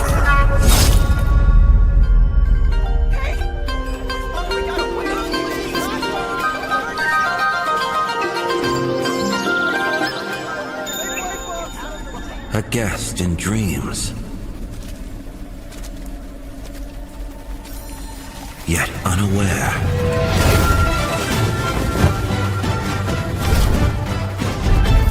This time, I'll be the villain.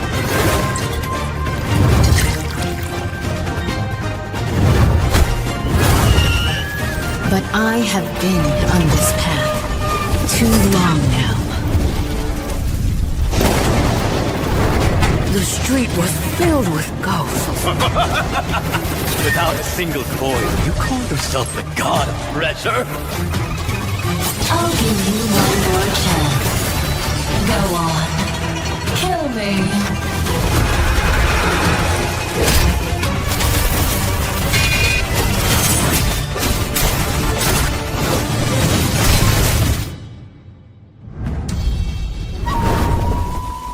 Hold up.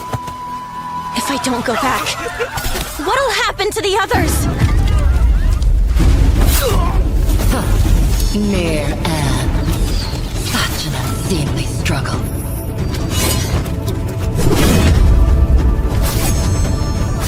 You've got a sword, right? So why couldn't you save her?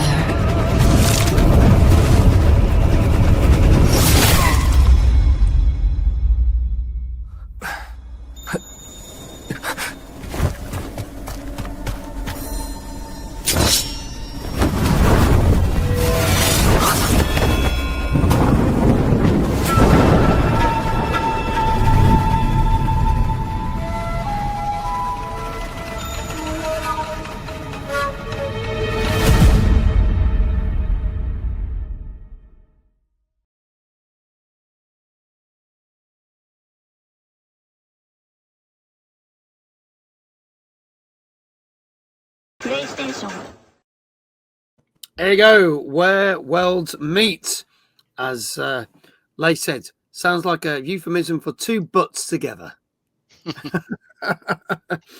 Free to play on PC and PS5 as of last Friday.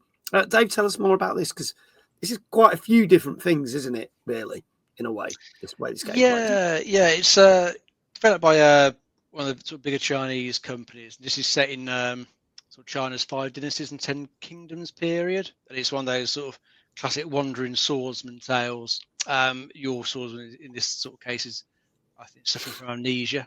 So you'll be discovering who they are on your quest through the world, and you're kind of like just let loose in the world by the look of it, free to go where you want to. And there's lots of like villages and cities and things you can find in the world. Lots of other hidden items if you choose to pick up certain quests from the various characters that are going to be in the game. It's going for the sort of mystical type sort of fighting where your character can pretty much sort of fly through the game world. So it's not a completely sort of grounded tale like we've had in like some other, like I say, samurai games recently. This is a bit more sort of fantastical in what it's doing. Apparently, it's meant to be pretty good combat-wise, from what I've been reading. Not quite sort of Souls level type of combat, but still pretty good combat they've got in there.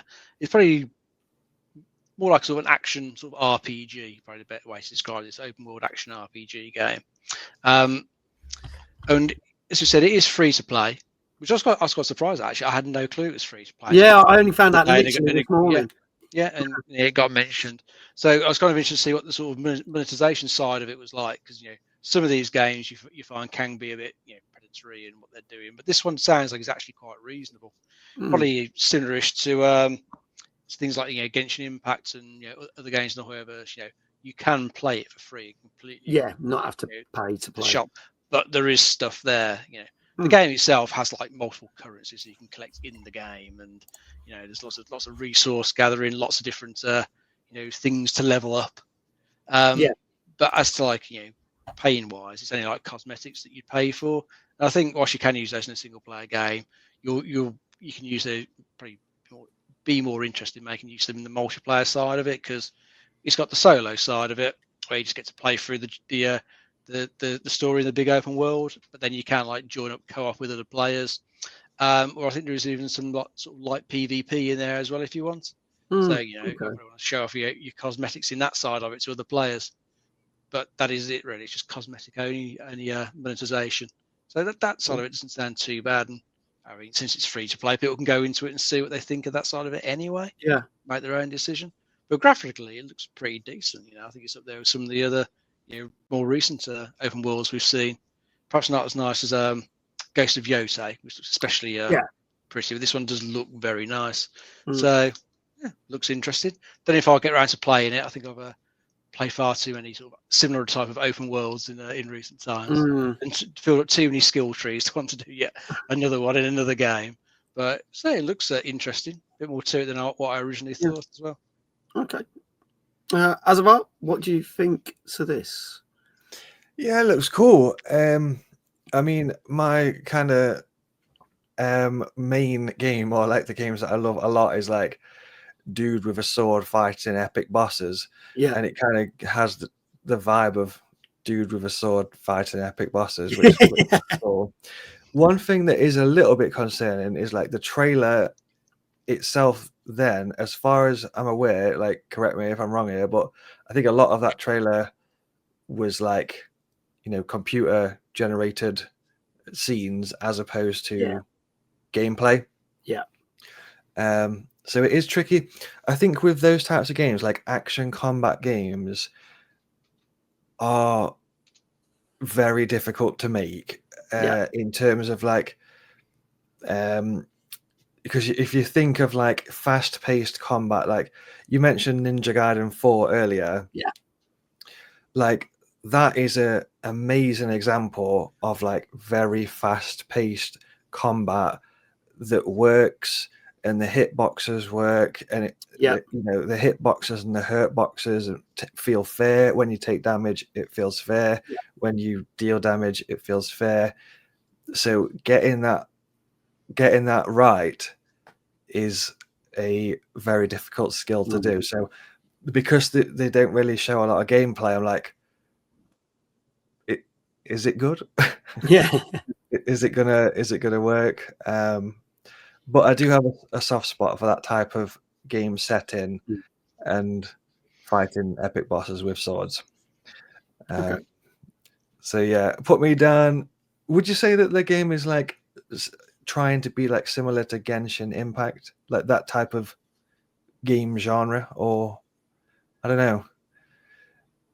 You tell me. Some similarities, I suppose. I mean, it's similar in the way it's monetized. It's free to play monetization. Similar in that regard. Yeah, cool. Put me down for a 7 then on that one. Okay, going for a 7. Ginger says it looks a bit Souls-like. It's got elements of that as well, but there's also rhythm game elements to it and card game elements, a bit like, it just chucks a lot of different stuff in there. Is it a gacha? Says I don't think it's quite gacha in the same way that like Genshin is. I think there is like in the shop, I think there is some gacha stuff you can do in there, but it's not fully focused on that from what I read anyway. Yeah. Okay, let's have a look at some scores. So, sorry, what did you say? Score? Did you say? Put me, even though it's safe 7, I'm actually genuinely going for 7. 7. Okay, no, that's fine. No worries. Lacey's going for an 8.5. Danka going for a safe 7. Gozzo going for a safe 7. Danny says, I think it might suffer from comparison to similar theme paid games. I think it's a 6. iQuell, 6.5. Flame saying a 7. Kindred saying a 7. A lot of people going for 7s. Retro Jazar saying 8. Dave, what say you? I'm going to try a 7.5. 7.5. Okay. Folks, last chance. This is Where Winds Meet, which came out last Friday on PC, PS5, and it's free to play. If there are no more guesses, I can tell you that this didn't review as well as some expected, because they just said it's a nice idea, but there seems to be too many ideas in there, and it's not quite sure what it wants to be. And it got a 6.5 on average. So highs of 7s, lows of 6s, so straight down the middle there. 6.5 for that one. iQuail, congratulations, you got that right. Well done. Catherine says, I left a while ago. Sorry about that. That's okay. You've popped back and come and see us. Greatly appreciate it, Catherine. It's all good. So iQuail, we get Dave Johnson to give you a shout out, because it's a bit silly a mod getting his own shout out in it. So we'll get that done. Or I can do it for you. Let me know, iQuail, if it doesn't happen. But our final game of the night. This game came out yesterday on PC and Nintendo Switch. And this, again, is something a little bit different. This is called Forestrike. The future is uncertain, we can only guess at even the next few seconds. But what if? What if there was a power that allowed you to predict how your actions would affect the world around you with perfect certainty? What if you could make as many predictions as you desired until you knew absolutely the path you must follow to achieve your goals? This is the world of Forestrike, an upcoming martial arts roguelite inspired by the legends of cinema, where every encounter is yours to control. Step into the role of you, a monastic warrior on a path to free the Emperor from the shackles of a powerful admiral's grip. The odds are against you, but you've trained in a secret technique, Foresight. Using Foresight, you play out each battle with 0 consequences, as many times as you desire, allowing you to perfect your strategy before the actual fight ever happens.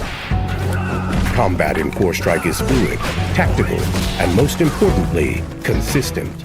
Whatever move you make, your opponents will always have the same response, allowing you to control their actions with your own.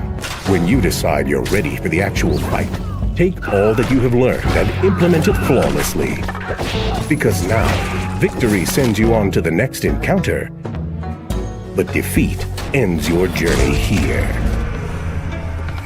Yet the end of a journey is not the end of your story. Knowledge unlocked in your travels is retained, and with the right decisions, you may uncover the whereabouts of all 5 great masters. Each master gives you access to a unique martial arts school, determining the core principles of your fighting technique, chosen at the beginning of each journey. Between battles, visit inns to recover your health and purchase items. Challenge different masters to unlock techniques from their schools, and rescue traveling merchants for considerable rewards. The story of this land and its inhabitants will become known to you over the course of many journeys, with each master imparting their interpretation of events, and every victory bringing you closer to the truth. Become the ultimate martial arts master. Save the Emperor and liberate the realm. Forestrike. Win the fight before it begins. Wishlist now.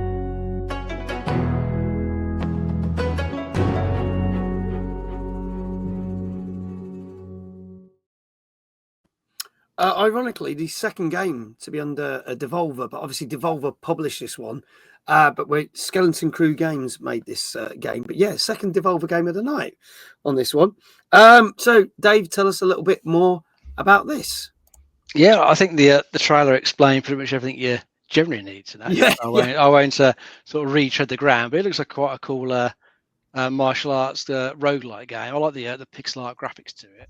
They look pretty cool. And I like the idea that you get to sort of practice the fight, as much as you want before committing to the proper version of it. So get to try and work out what the enemies are doing, the best way to fight them. If they're going to throw something, work your timing out so you can grab it and throw it back. And one thing that's quite cool as well, once you sort of won the fight, is I think it just let you sort of watch a replay of it. You can save the replay, you can share the replay to your friends. I think you can even share the fight with them as well, so they can have a go at it. Because since it's a roguelike, it's you're going to be generating new fights each time you do a run. So you might see a fight come up that your friends wouldn't, but you can share it with them, so they can have a go, see if they can do it better than you. So I think that side of it looks quite cool. Interesting idea for a roguelike. Yeah, I quite like the look of this. It's almost like Sifu, but you can rehearse as much as you want. Mm-hmm. So without actually dying or any consequences. So I quite like that. Azzavhar, what do you think to this one? Because it's got a retro style, but it feels like it's something quite new as well. Yeah, I think that particular genre is very, very popular at the minute, isn't it? Everyone's doing what's it classed as, a rogue where you win a fight, pick a little upgrade, and then continue on. But yeah, it's very, very popular at the minute. I think they're just analyzing some of the stuff that was happening in the fights as well. Like from a developer perspective, they've done a really good job with specifically hit stop. So they use a tactic where if you land a punch, it actually freezes the game engine or slows it down for a fraction of a second, which makes the punch feel more punchy. Yeah. So I saw that they did a super good job of that. They've also got camera shake on there, which adds to that effect as well. But yeah, it looks good. I think if you're into that style of game, then it'll be a banger for sure. Yeah. My slight worry is that people are going to get burnt out on roguelikes and roguelikes because there's like a lot of them. So many of them, really. Yeah, we talk about every week that and Yeah, Metroidvania. so many. Talk about nearly every week on the show. So yeah, hopefully people don't get too tired of them and get burnt out on them. But yeah, I think it looks like a fun little game for sure. Yeah. I would say put me down as a 7.5. Okay. All right. 7.5. Let's see what the chat is saying. Let's have a look. So, John Union Circle also says, I don't know about this one. 7.5. Lace, 7.5. Flame, saying a 7. Dave, what say you? Oh, I'm going to try a 7. Okay, going for a 7 as well. Retro Shazar also saying a 7. Chat, get your scores in now. Gozzo saying a 7.5. So we're getting 7.5s. Kindred, a 7.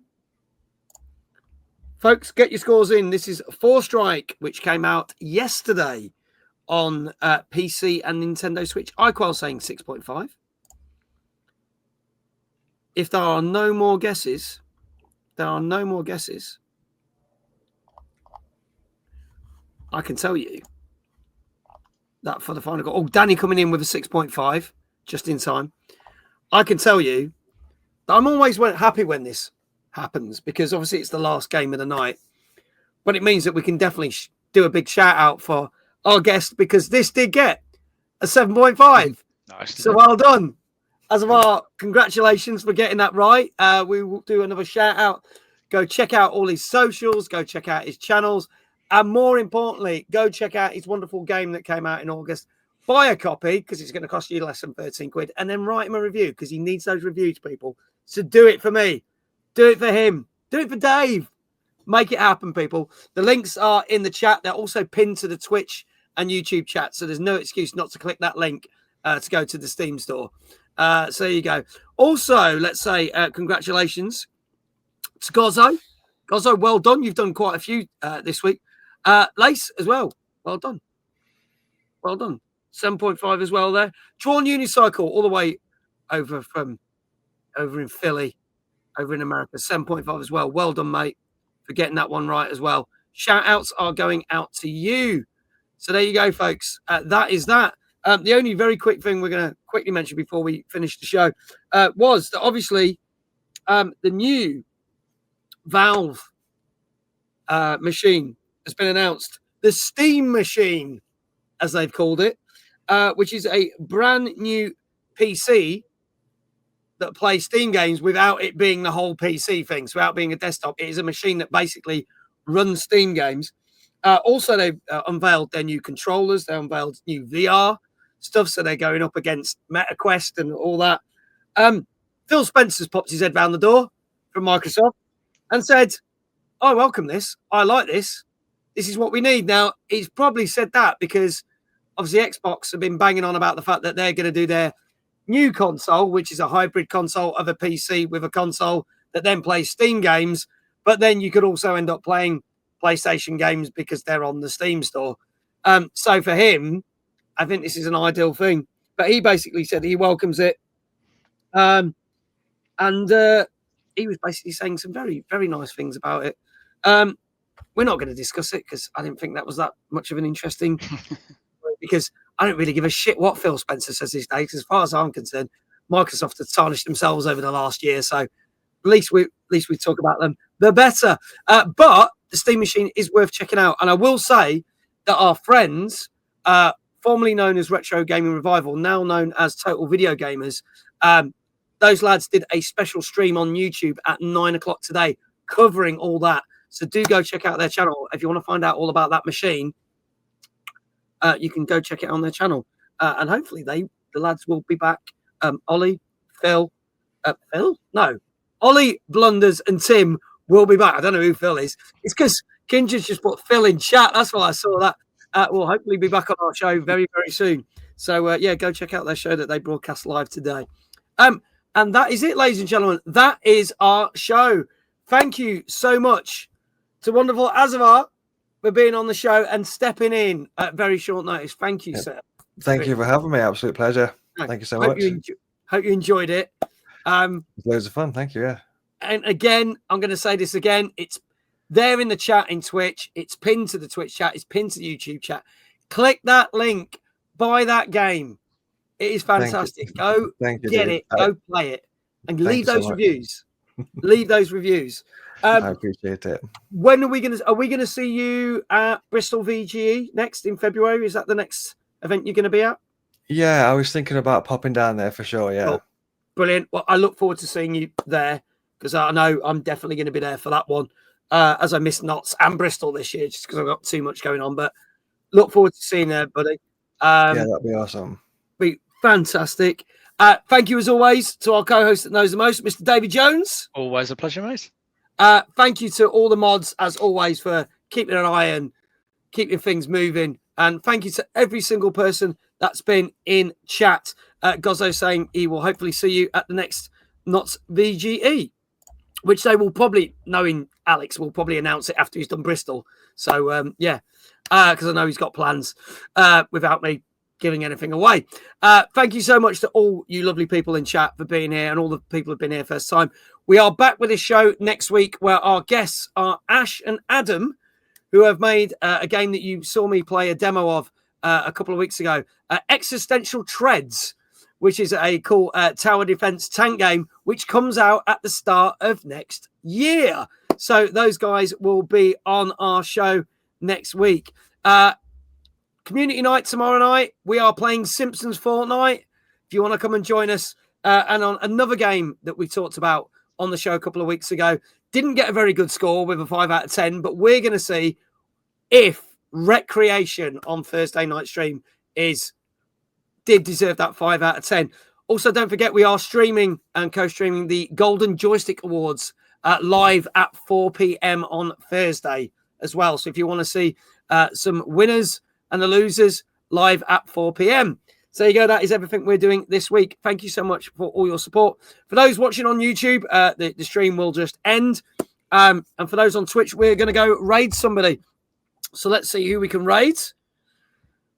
My stream deck is actually loading up this time, which is wonderful. Normally I have to sit here and wait about an hour before as it does what it needs to do. Let's see. Let's go.